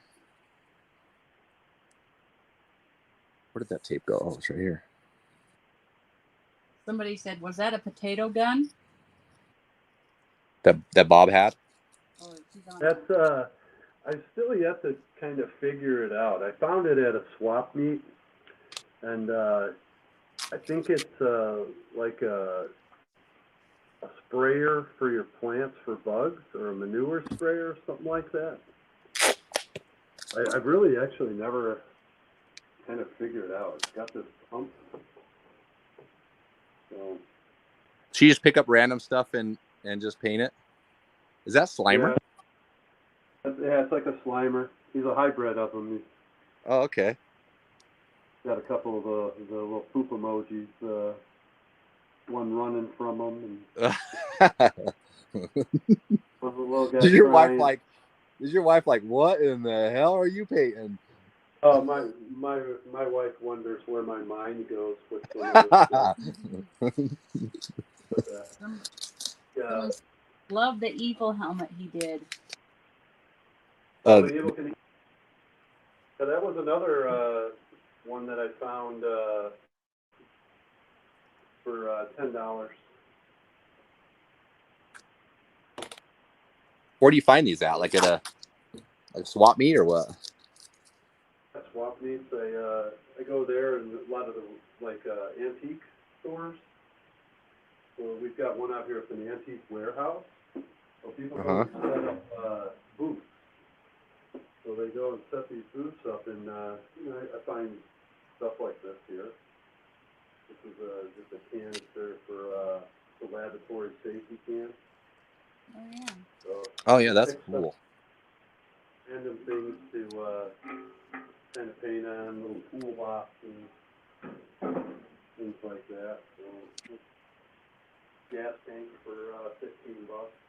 So I'll probably get out some of that line tape and do some lowrider style on that. Oh, yeah, that has. I pick those up and just wrap them in leather and do all kinds of custom stuff to it. Yeah, some little hobby. Keeps me out of trouble. Yeah. Otherwise, I get on the motorcycle and who knows where I end up. Someone said it reminds them of Mad Magazine and the card sticker packs that they used to get with a stick of stale gum. Yeah, I remember those. My brother loved magazines. I still like to look at the Mad magazines. I go into the store to find them. I don't think I've seen them for a long time. Actually, I went into Barnes and Noble not too long ago, and I saw them there. I think they've came back. Wow. A lot of the old nostalgic stuff is starting to come back because you know how it is. You know, Goes around, comes around. Right. Somebody said, Adam, have you ever used the spastic mirror chrome? Oh, you know what? That's a very good question because I do have a buddy that's in St. George, and I actually just got done talking to him on Instagram, but he does that. He paints football helmets full time. Like that's what he does. He paints football helmets, and he's super busy. In fact, I think he even has a crew of people. And I don't know where his business is coming from. But it's all from the same people. But he does chrome on those football helmets, and then he'll paint over the chrome with transparent candies and amazing stuff what you can do with that. So I've been talking to him about going down there and learning the process, and then being able to share it with all you guys as well. Because I know I've been asked that a lot, like how do you do that? And I just don't know anything about it, but I would love to learn. Not even just for my own sake, just to be able to answer the question, because I get asked so many times. Kind of like, how do you do the old vintage crack finish on a brand new paint job? How do you make a brand new paint job look like it's 40 years old? You know, there's ways, but how do you do it the really good way? I don't know. Nobody will tell. Half the time, those old timers won't tell you their secrets. Not that one. They're holding that one tight.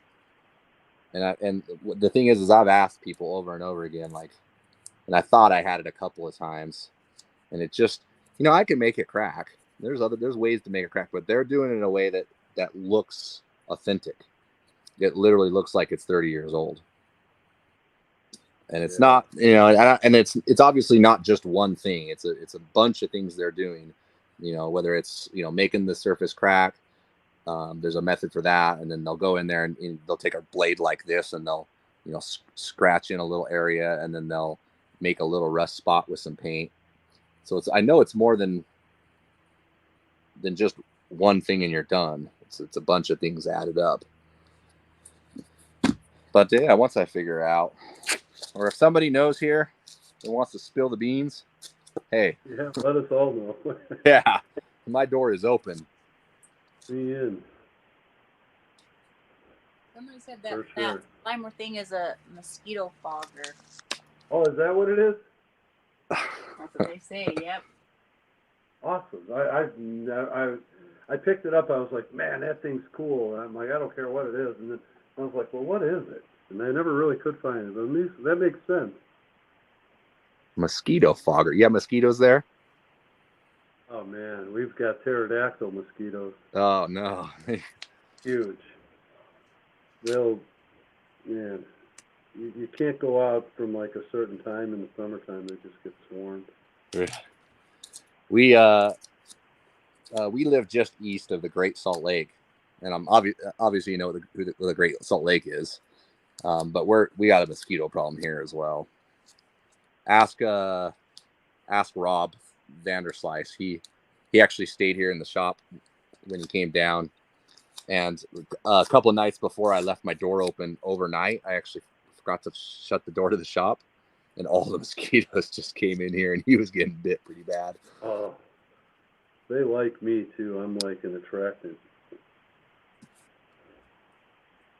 Somebody There's said. one in the area that I'm gonna get bit. Somebody said, doesn't lacquer crack enamels? Yes, it does. Lacquers do. But the thing is, it's not, lacquer clear coat. Yeah, maybe that is part of the, part of what they're doing. But there's just more to it than that.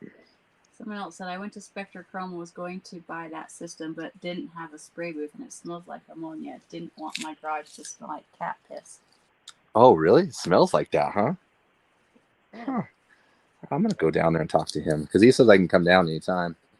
It's just in St. George. That's where he's at. Oh, yeah. And I think we need an excuse to go to St. George, really. Yeah. There you go. Yeah. We actually live pretty close to like the Red Rocks and the Zion's National Park, Arches. Oh, geez. I'm kind of in the middle of not much but the city, and then Rockford, which is another kind of small one. Everything's a drive. Do you have any tips or tricks using the water slide paper? Water slide? Yeah, so there's a couple different ways to do the water slide transfers. You can use the white water slide decal paper, or you can use clear water slide decal paper. And the process is different. If you're going to use white water slide decal paper, you print on top of it, and then you lay it down like the water slide is supposed to be used. That's the way I prefer to do it. Some people have they told me different ways, you know, so you can get clear water slide decal paper, print on the clear, and then flip it upside down. Well, then you paint the top white. So literally you paint over your image that you just printed, you paint it white, and that seals up the ink from the water. And then once you soak it, the backing comes off, and then you have your print on the opposite side. So everything's in reverse when you lay it down. You're laying it down opposite. So it's whatever your surface is to white base coat. So those two surfaces are attracting. So it's, if you're going to do it that way, you have to have it clear coated, because you have to have your surface really smooth, because what's happening is the clear coat and the base coat from that transfer, they end up bonding together. It's like putting two pieces of wet clear coat together. I mean, not even wet. If you were to paint two metal panels, put them together, they would stick together. So that's basically how that works. But I always found that just doing it, the white water slide decal paper, putting a clear coat on top of that, and then laying it down with the adhesive that it has. But remember, there's not a whole lot of adhesive on those. So once you lay them down, you really don't want to move them around too much. You want to try to put it right where you need it, and then squeegee that water out, and then heat it up with a heat gun, because you want to activate that. You want to activate those adhesives. But yeah, there's a lot to it, really. With the water slide decal paper, you got to do a couple of them, because if it's your first time, unless you're lucky or you're just really good, you probably, it's probably going to have a problem. So it's easy enough. You just pull it off and do it again. And then wait 24 hours before you clear it, because if a problem arises where there's a bubble, you want to see that before you clear it. If not, you're going to have to cut that image out and redo it. And I've had to do that before too. But every one I do, I'm better. I can pretty much do it like first time every time now. I've only done a water slide once. I did it on a hockey helmet. Oh yeah, how'd it work? Pretty good. I had to clear coat the one side of it, like you were saying. Mm-hmm. Probably the lock and ink. I think it was the type of printer that I was using. Did I have to do that or something? Yeah, the inkjet printer, because it's a water-based ink. So when you lay the image into water to separate it from the backing, if you don't have that ink protected with some kind of a paint, it's just going to melt right off. Yeah, I think that's what happened the first time I did it, and then I had to read into why. Mm-hmm. Yeah, usually I like to use clear base coat. So I'll just print it out, put clear base coat over the top. Just a couple of coats. Nothing too gnarly. I mean, and also having the base coat on there makes it a little bit thicker, so it's easier to handle. Because it's really fragile. Like, it's thin. I mean, this. Once I got it on there, the curvatures of the helmet, that's what was tough. Yes. So once I got it to lay down, then it worked great. I had no problems with it. But again, that was one of those trial and errors. Mm-hmm.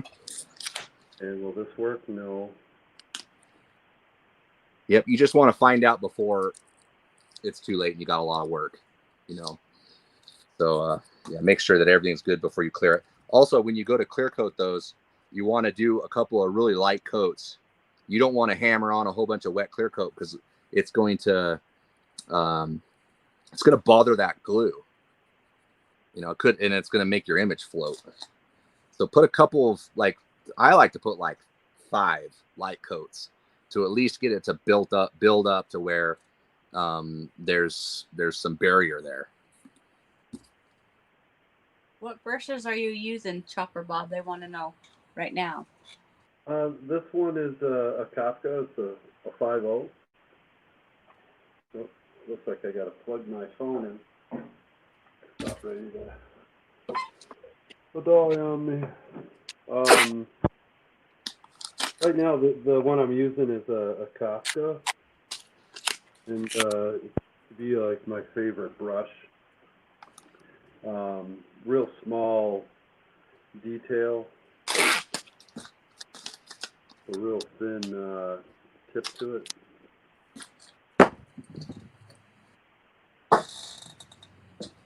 If you can see it or not. If I put my hand behind it. Blix sells them. They're about $21 a piece for this brush. You have to store those in oil too? I do. I store them all in oil, which is something I just learned not too long ago, and that's probably why I used to go through so many brushes. Yeah, Corey taught us that in the class, so I was wondering if that's what that's what you did or what? Yeah, that's Corey was the one I actually learned it from. He's like, "Oh, you got to put them in oil," and I was like, "Oh, I didn't know that." That's another thing about that group is I think everybody in it wants to see other people succeed. That's what I think is important, in the industry is there's not enough people out there that want to see you succeed.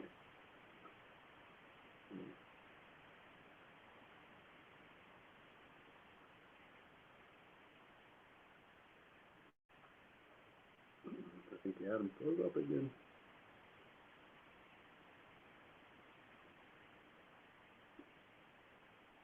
Have you guys used Kafka, the ones that do pinstriping in it? What are your favorite brushes? Hold on. Back.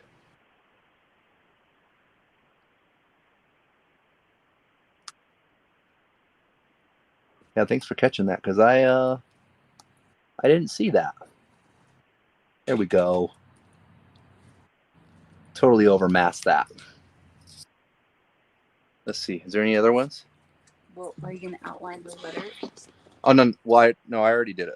That's my outline. The green was my outline.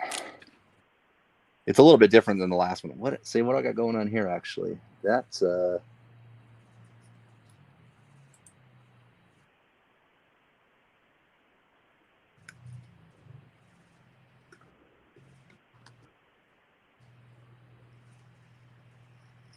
there we go.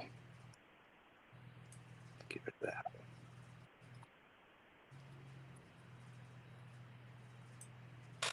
A little trouble there. Let's get that cleaned up.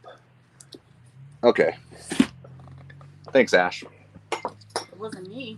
Oh. Purple Goddess. Oh, thanks, Purple Goddess. I just read her comment.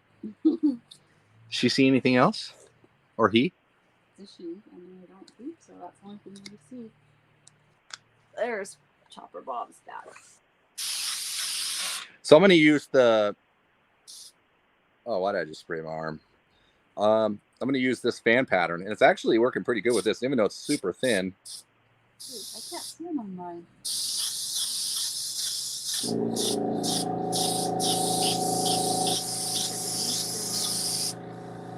The E? This E? Not that E. No, E's good. Oh, sorry about that. If we undermask a little bit, I can fix that. But overmasking sucks. I don't want to overmask.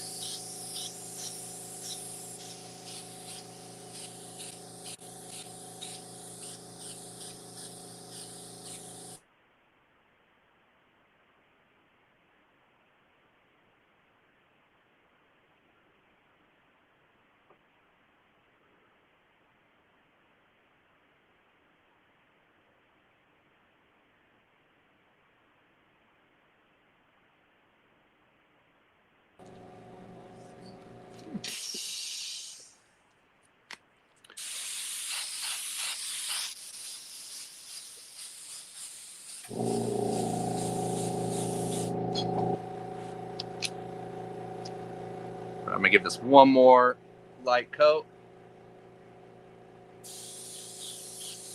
And then we're ready to go.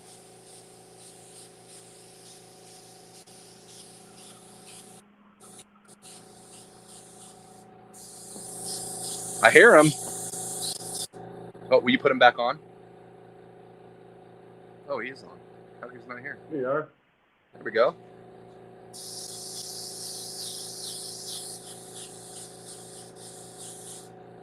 Okay, we're good. Let's put some meat down, huh?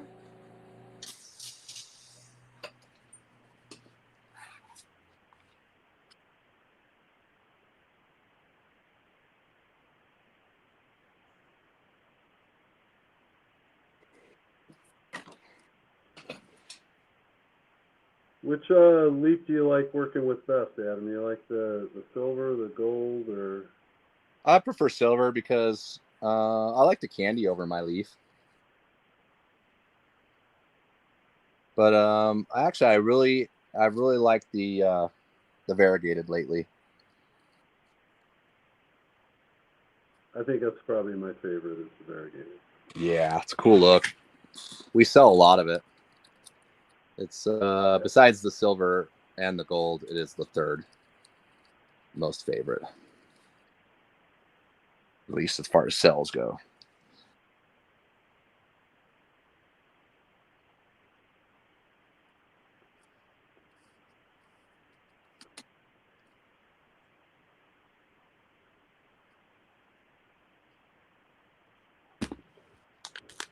Nice. I think I'm ready to go back into the airbrush. Oh yeah. Whoops. Maybe I'll do the bloodshot in his eyes first. That way.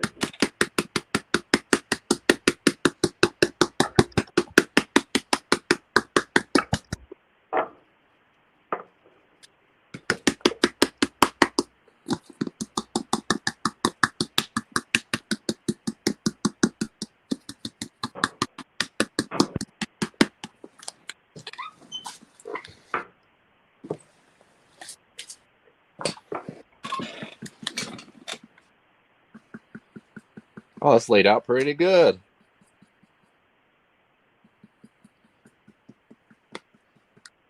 Did you know you can double leaf this stuff, Bob?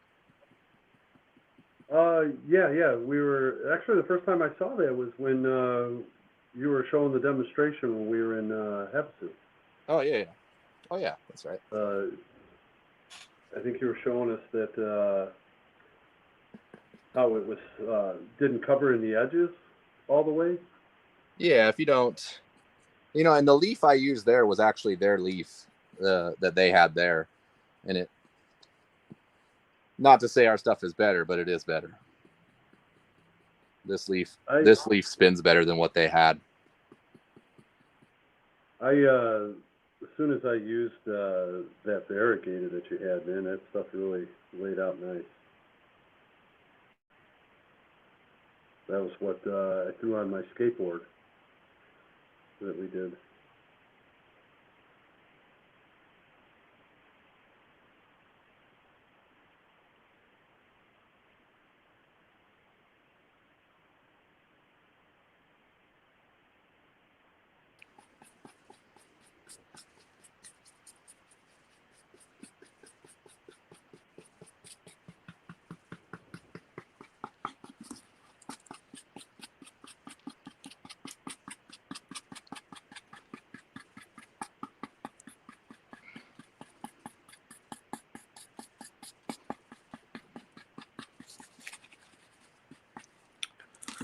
Yeah, so if you look right there, there's a crack in the leaf right there. Let me see if I can take care of that.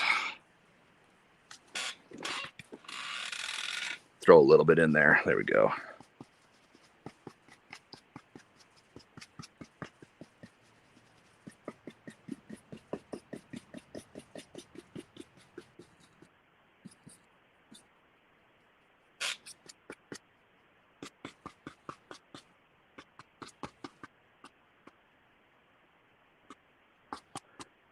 That's how you spank the leaf. You spank it, and then you brush it, and then you apply some more, and you spank it again, which I'm about there. So I'm just kind of getting the edges, because it's really important to get the brush into the edges to make sure it's pushed down. I think we're ready for that second layer. Now, it's not necessary to do this, but if you want it to turn out nice, like really nice, leaf it twice.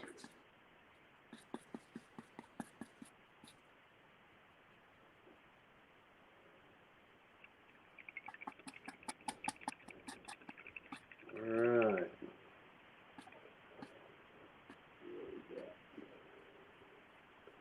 Starting to take more shape.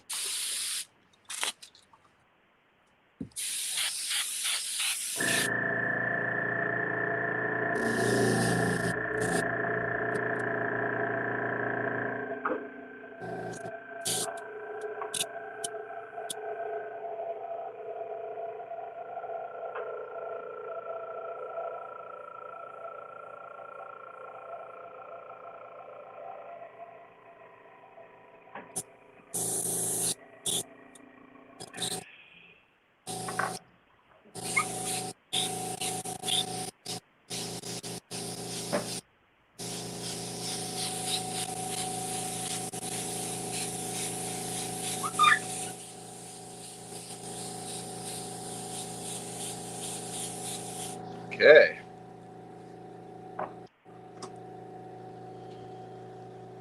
We should just check it to make sure it's not stringy, and it's definitely not. We're ready to go. Oh, what happened to all my... Oh, on the ground. Dropped all my leaf. Okay.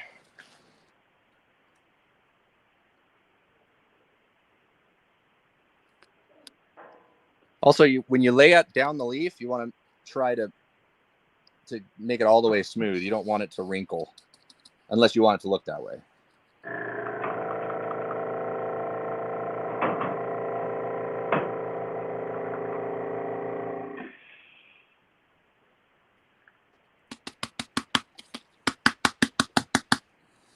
You stay there. What kind of effect does crushed glass have in paint? Same thing as metallic. It just has reflective properties that make it sparkly.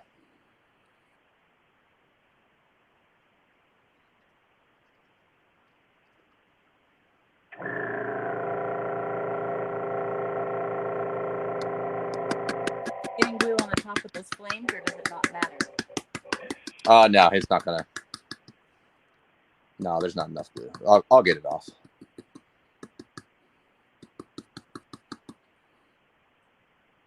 And really, if the glue gets on there, you're not going to be able to see it. You don't want to get the glue and the leaf on there.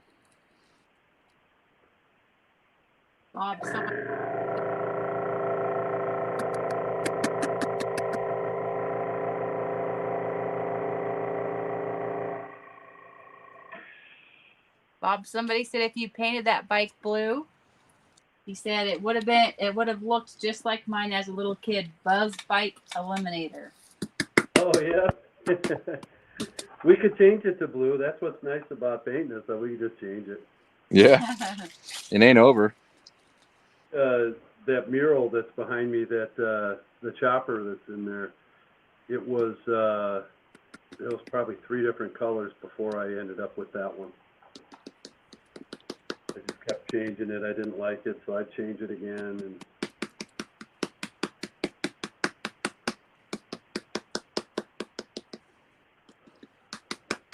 You know where I learned the spanking from? Brushmasters. They were all spanking it there. that's crazy. There was a lot of. When I got home, I was like, "Huh." It kind of felt weird. It works so good though.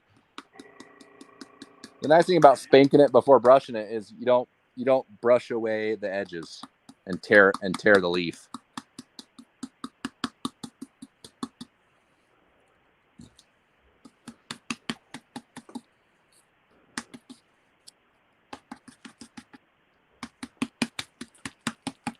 Yeah, she's starting to come along. Yep. Okay.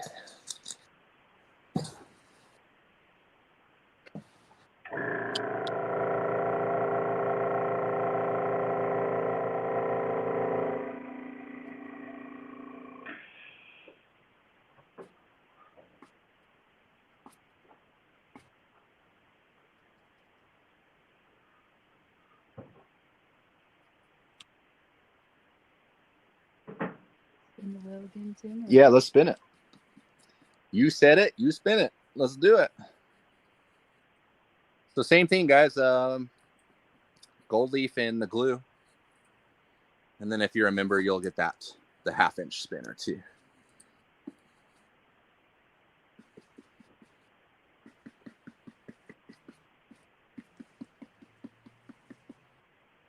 Oh, that's a cool picture. No, it ain't. William Biddings, you won. Your bid won. Just give us an email at limelinepaintsupply.com. Let us know you won. Info, yes. Info at limelinepaintsupply.com. Send us an email and we'll get that out to you. If you'd rather have a t-shirt, just let us know.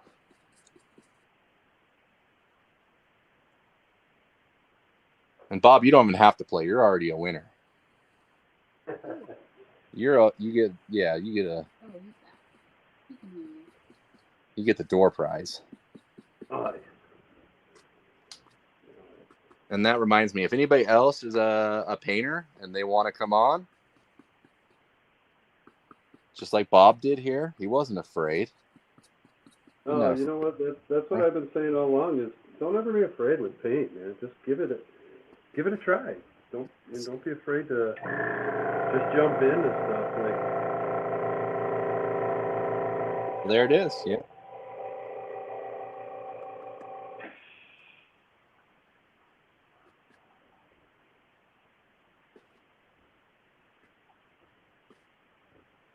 Got a little bit of a.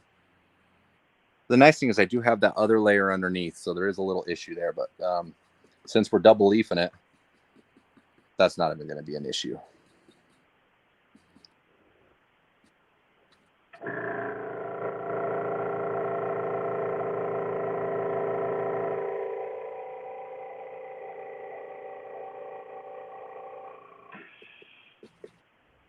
Joe said I won the wheel 2 weeks ago. That's a cool ass Limelight shirt. Oh, nice. So people have been optioning for the shirt, huh? I haven't been saying that for nothing. Well, I think you haven't been saying it for nothing, but I think that time they just got a shirt. Oh, okay. But if they want to, you can buy them on all of them. Yeah. So yeah, the shirts are available on Amazon and on the websites. Also the hoodie, but it's not the hoodie season anymore. Well, it is today here, but. When would you use the roller instead of the brush, or in conjunction with the brush?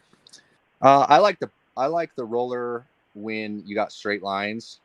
There's just a lot of going on, and I could use it, but I spanked it, and I feel like spanking it's good enough.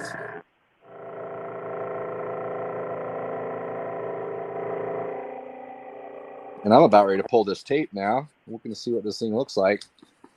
A couple people said they'd like to join you. They just need to get Wi-Fi in the shop and stuff. So when they do, just let us know. Yeah, let us know. Either on the best way to get a hold of me is probably on the info at Limelight Paint Supply. You'll actually get a hold of Ashley there, so I won't forget about it.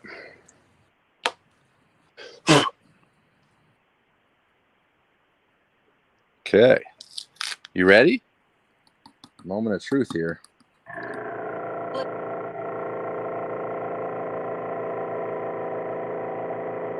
Check my edges real quick.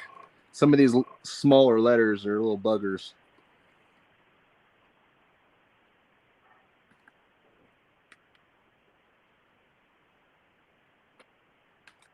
Okay.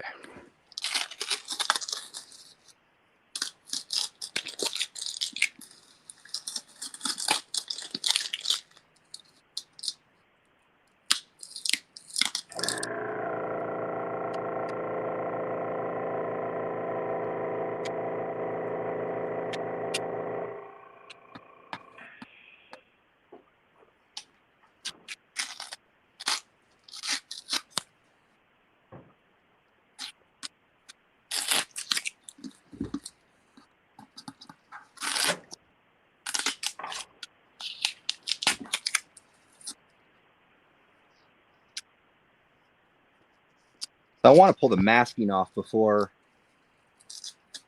I pull any of the vinyl stencil off, because that way I can pay more attention to the angle that I'm pulling the tape at, because you don't want to really pull it into itself. I mean, sometimes it's not a big deal, but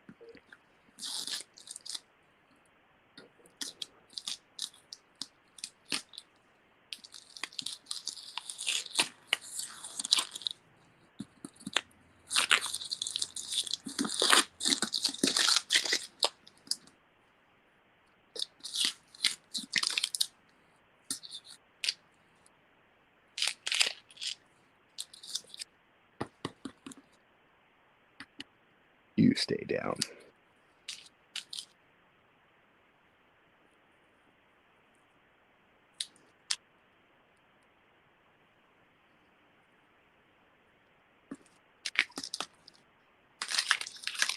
Definitely don't want the tape to touch the flake, or I'm sorry, the leaf.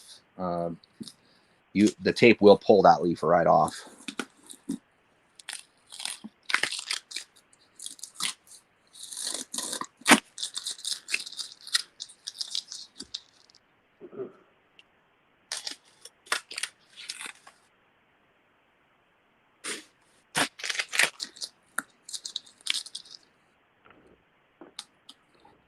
This is when my heart starts beating really fast.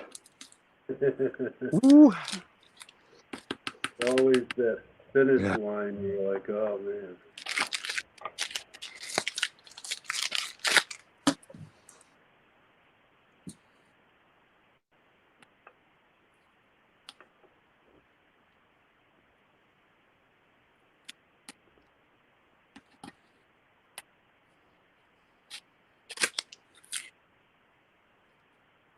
Ooh, easy there.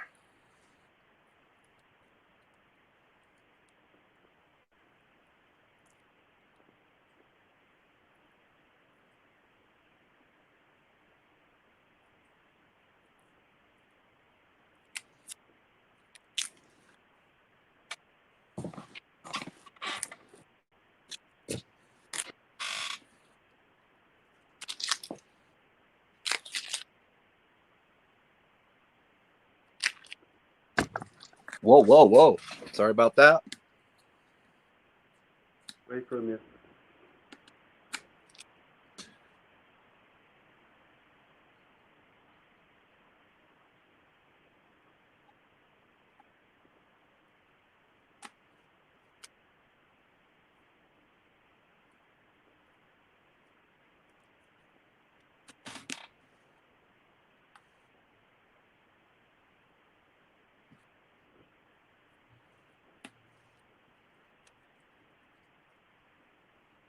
So far, so good. I really haven't got much of the edges yet, so we'll see.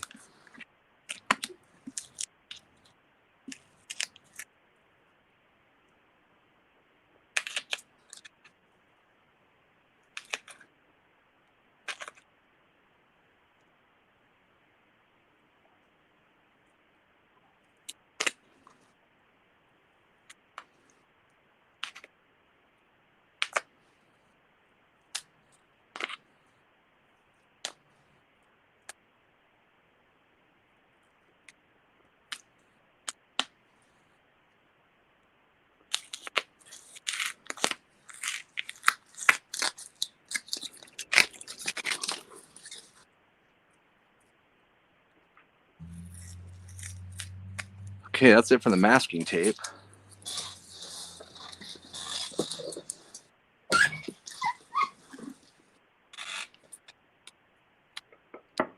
And what I'll do is I'll go ahead and start maybe right here, because it's already kind of broken.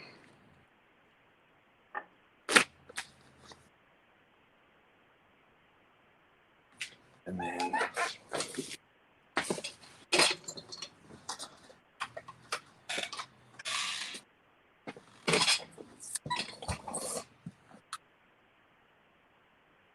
so I'm going to slice that right there, because that way I'm not pulling it all at like a weird angle. There we go. You Brown said, nice job, Adam. Thank you. We'll see. We will see.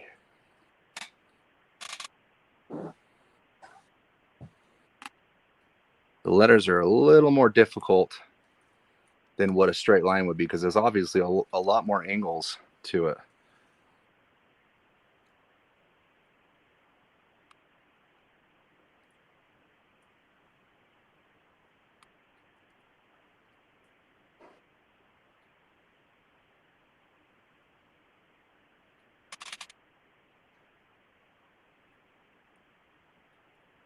Willy Wonka vibes. Wonka vibes? It does kind of feel like that, doesn't it? It's looking cool. We're almost there.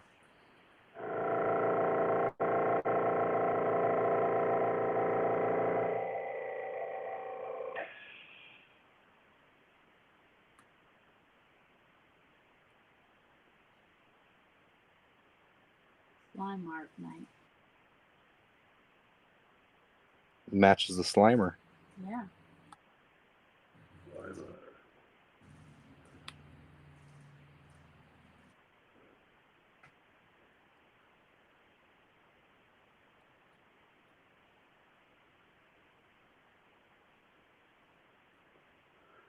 It's almost done.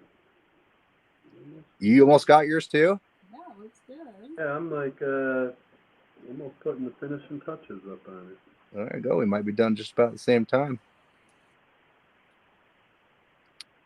Oh, I lost a little piece right there.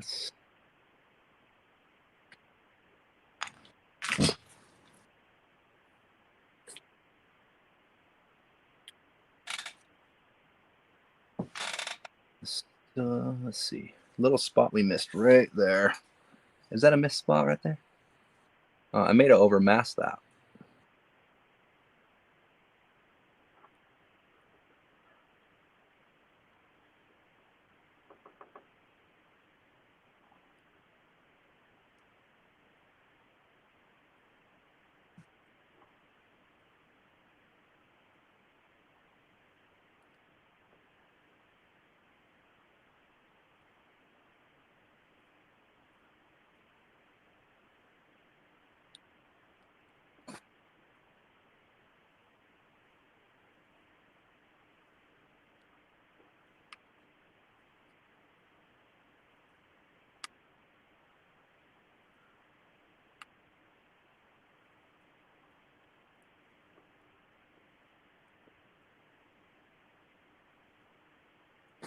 Okay.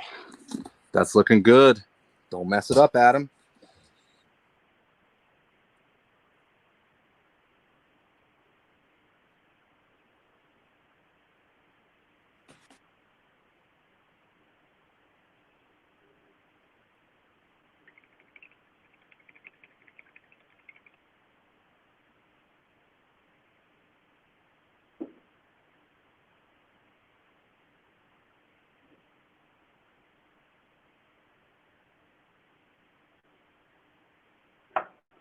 Oh, having freeze up again.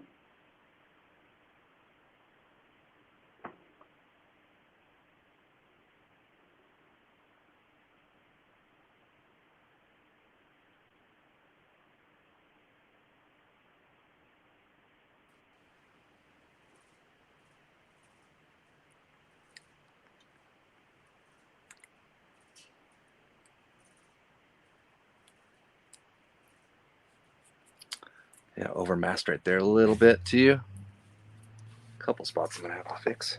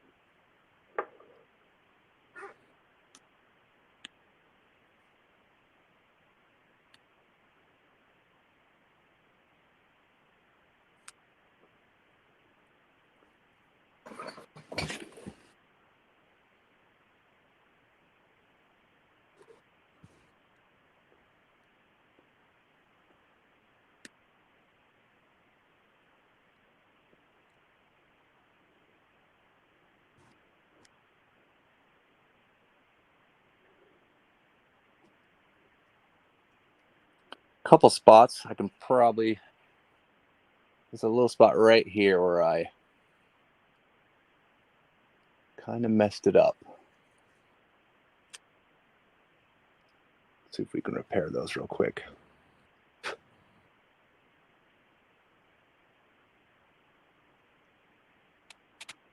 Someone said E. Brown said he's gonna practice goalie tomorrow.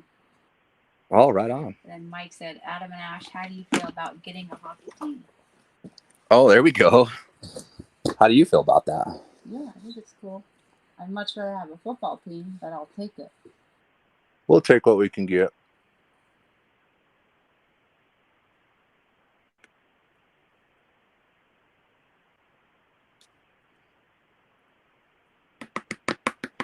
Some of these edges, I really should have worked on them a little more. Because once again, if those edges aren't pressed down, they're going to come up on you. Like they're just going to want to pull up on you, especially if you're pulling the tape towards the leaf. That's why I like to cut little sections out. As you can see, like I'll just make a line right here, just cut that. That way I'm able to, same thing here, get under that and pull that up.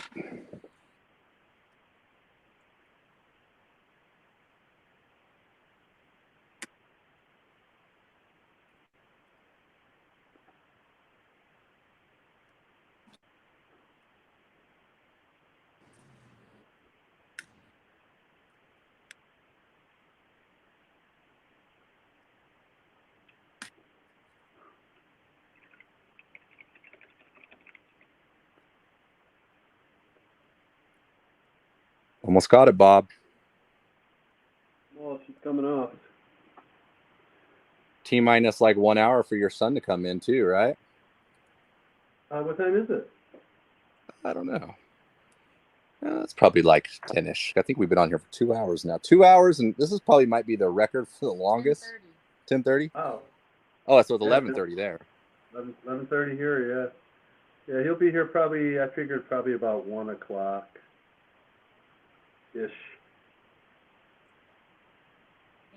He's kind of got me nervous while he's coming in. It's like all of a sudden he called the other day, hey, we're coming in. It's like, okay.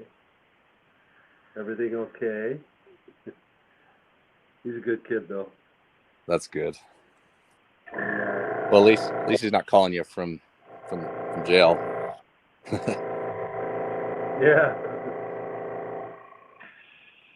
I was lucky. They never really got into too much trouble. None that I worried about too much.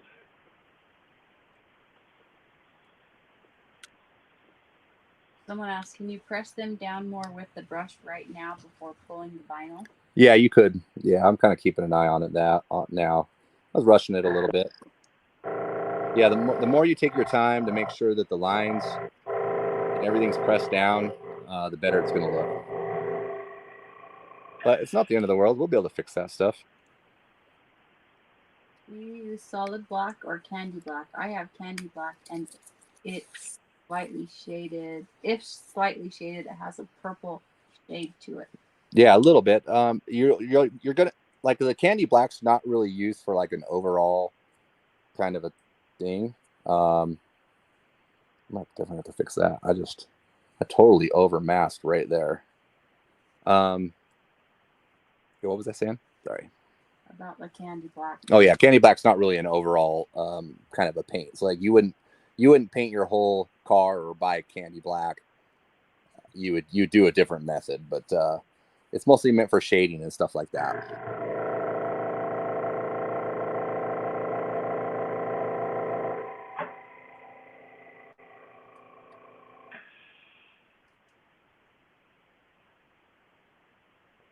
Well, I think I hit the finish line. Did you? I think I'm 2 poles away from it right here. I say that, but then I look at it again. Isn't that how it is? The last person won somebody's grandson, William. They said they're excited to try leaking. Oh, really? somebody's grandson? Is that what you said? That's cool. Well, good luck. See, there's a right here. Missed a little bit. Lee Brown said I'm doing some practice this week and get my 16-year-old to go live. So soon she's a little shy. Oh, that's so cool. Oh yeah, she kind of paints, huh? That's way cool. Yeah, way to go, Dad. Okay, let's get my brush out. I am about done. Man, I made a mess.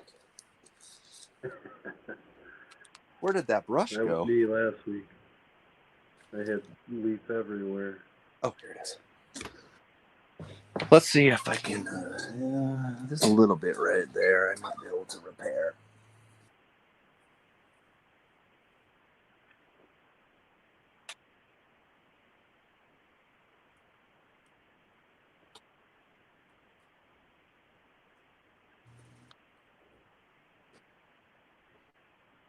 Good. I was able to fix that a little bit. Nice. I'll have to fix it some more, but that made it better. Kinda. We'll just give it a little dusting that way. Get all these little loose edges off. But yeah, a little issue here. Oh, you guys really can't see the whole thing. Little issue here, here, here, here. We can only see smells like. Smells like. Yeah, little issue here, here. I just didn't spend enough time really to press those down because when it bridges over the tape and is not pressed into the corner, it's going to want to tear it right there. As long as everything's pressed down firmly into the glue and you have glue there, it's going to look good. But we're no problem here. I'll be able to fix all this.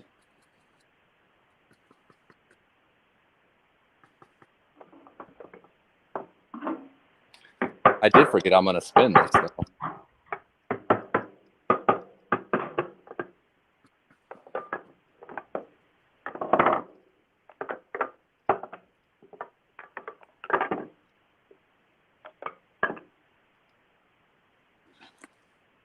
Well, there it is. Smells like dog food. Nice. Oh, that looks great, man. I love that green around it. That turned out sick.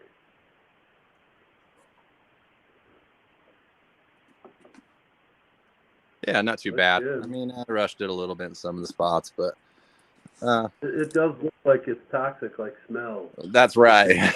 You can definitely get away with a couple of little errors there with the particular font. Kind of like you said with the monster, the monster's eyes don't need to be perfect. Although I will go fix it up. That's what it's fun to be creative with the monster stuff or just anything. I mean, really, just grab something, tape it off, and go. But I'm about to pull my tape off. Oh, you know what I wanted to do? I want to do one more thing. Okay, thing. I'm going to spin this then, too. While you do that, I'm going to spin it. I think I need a drop shadow. Okay.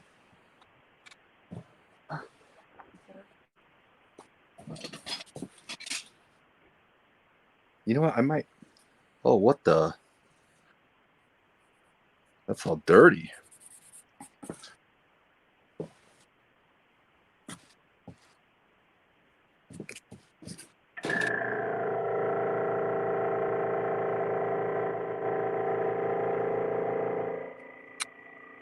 This pad is filthy. Huh. Yeah. I'm going to need... Something happened there. Pad must have laid in something. Yeah, I'm not going to do that. I'll spin that another time. But basically what I would do, just like I always do, halfway through, just half overlap.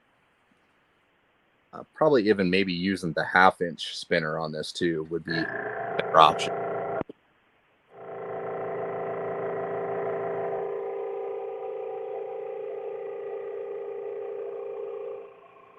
Or a if I even have one. Oh, right here.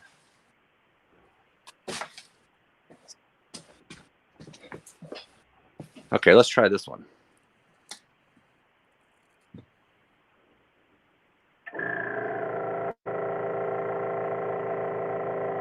Okay.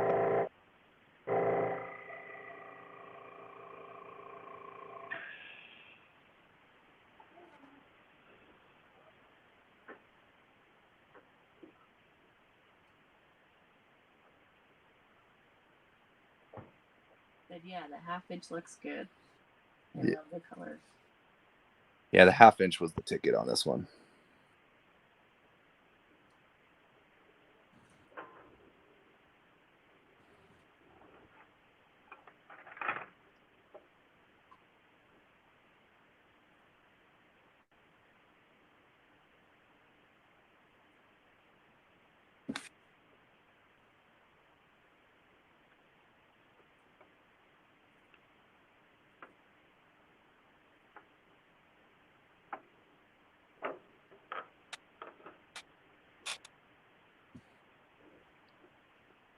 And then stick around. Don't go anywhere because we got one more thing to give away.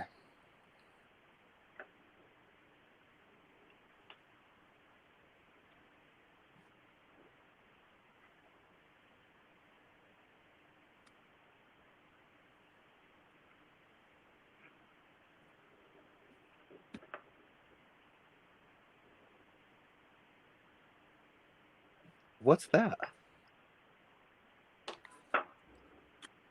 You, brother, what's that? What is that? Ew. Hey, brother.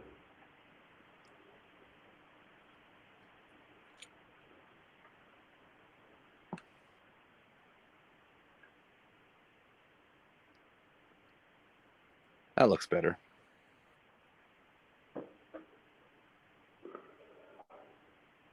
Steve Brown said, Adam, when I get older, Wait, how old do you think I am? I'm pretty old. No, he says, when I get older. I wanna be Oh. Well, appreciate that.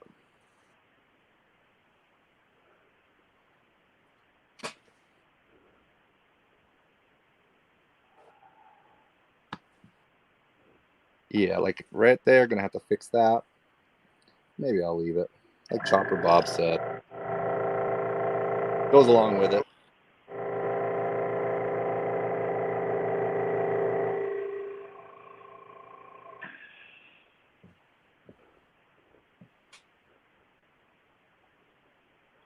Well, that's it. I got it. Oh, really? I just finished right now, too. What did you that? Let me give it a little brush. Clean Yeah, my I like the airbrush and spins. work.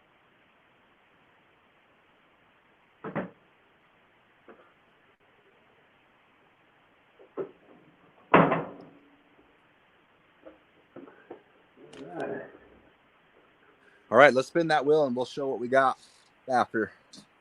And then we'll say goodbye. It's been a long night of 2 hours and 35 minutes. That sets the record. Had a good time. All right, good luck, guys.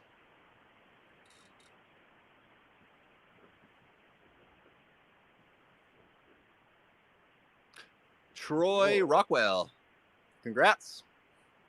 Give us an email, info@limelinepaintsupply.com, and we'll get your prize. Oh, look at that. Damn, impressive. Looks good. There you go. I was cramming to get her done, man. Yeah. That looks so cool. Man, you make me want to try to do something like that. Oh, man, it's awesome. It's awesome. I really love doing it. You ought to try it. It's fun, you know. Seems addicting. Once you get one monster going, then you're like, get another one in different positions. Oh, it really is, you know. And there's you can be so creative with getting you know, like the eyes and you know, the mouth, the teeth, and you know, and nothing. You don't want anything to be perfect with this stuff. Yeah. So. Yeah, that's Yeah, it looks good. Thank you. Great job. Great Then job. Should we spin the wheel and give it away? What do Really? you think? Botch. I'm down. If you're down, I think they're down. Give it away. Let's see somebody get this. We'll get their address and send it off to them for sure. Okay. Hey, put Lime in the comments because I'm in on this one too. Nice. And there's no sneaky business going on over here. We're not going to accidentally like put it on my name. Okay, here we go. All right, let's go. This is for Chopper Bob's painting. Somebody. Come on, come on. I don't even see my name. Everyone says that. Oh. Tap. Tattoo Tank. Oh, yeah, right on. Nice. Congratulations. So, Tats Tank, email me and then we'll get the logistics down for that. Absolutely. Just let me know what I need to do, if I need to send it direct or send it to you or whatnot. Probably just send it direct. We'll let you know the address to send it to. Cool. Yeah, that's awesome. Appreciate you doing that. Man, what a cool thing for the viewers Yeah, that's awesome. to be able to get a piece of artwork from you, and very generous of you to do that.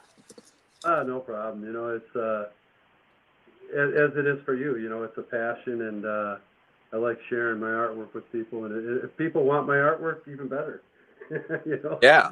Well, if you didn't win, you know where to go. You know, Chopper Bob on Instagram. If you haven't already followed him. Hey, stay tuned. In the next couple of weeks, I've got a hearse coming over to the house with a casket that I'm going to be painting a monster art with a monster kind of cartoonish hearse car. Oh, cool. So a big shifter will be across the whole coffin. My wife's not too happy about it. That's going to be in the garage for a week. Yeah. That's awesome. It's nice to be able to switch it up, especially with what we do. You know, one moment we're painting caskets, and another moment we're painting mosquito killers. Yes, exactly. Here's my guy. You see him there? Come yeah, guy. Ah. What is he? Saint Bernard. Oh, Saint Bernard. My shop dog. He'll come in here and inspect and make sure everything is, you know, up to par. He's 185 pounds. Holy cow! Oh my! Nice.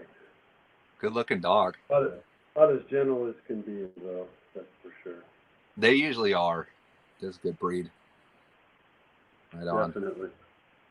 Well, hell yeah, Bob. Thanks for being here. Good time, man. Really, thank you so much for having me on. I had a blast. Yep, and then we'll meet up again. You know, if you're ever in the Utah area, if I'm in the Utah area, and we're gonna do. I mean, obviously, you're gonna do more classes. We're not too good for going to classes and learning new stuff. Maybe we can do that together again. Bushmasters is going to happen again. I think 24 or 25. Yeah. Yep, I'll be there, one way or another.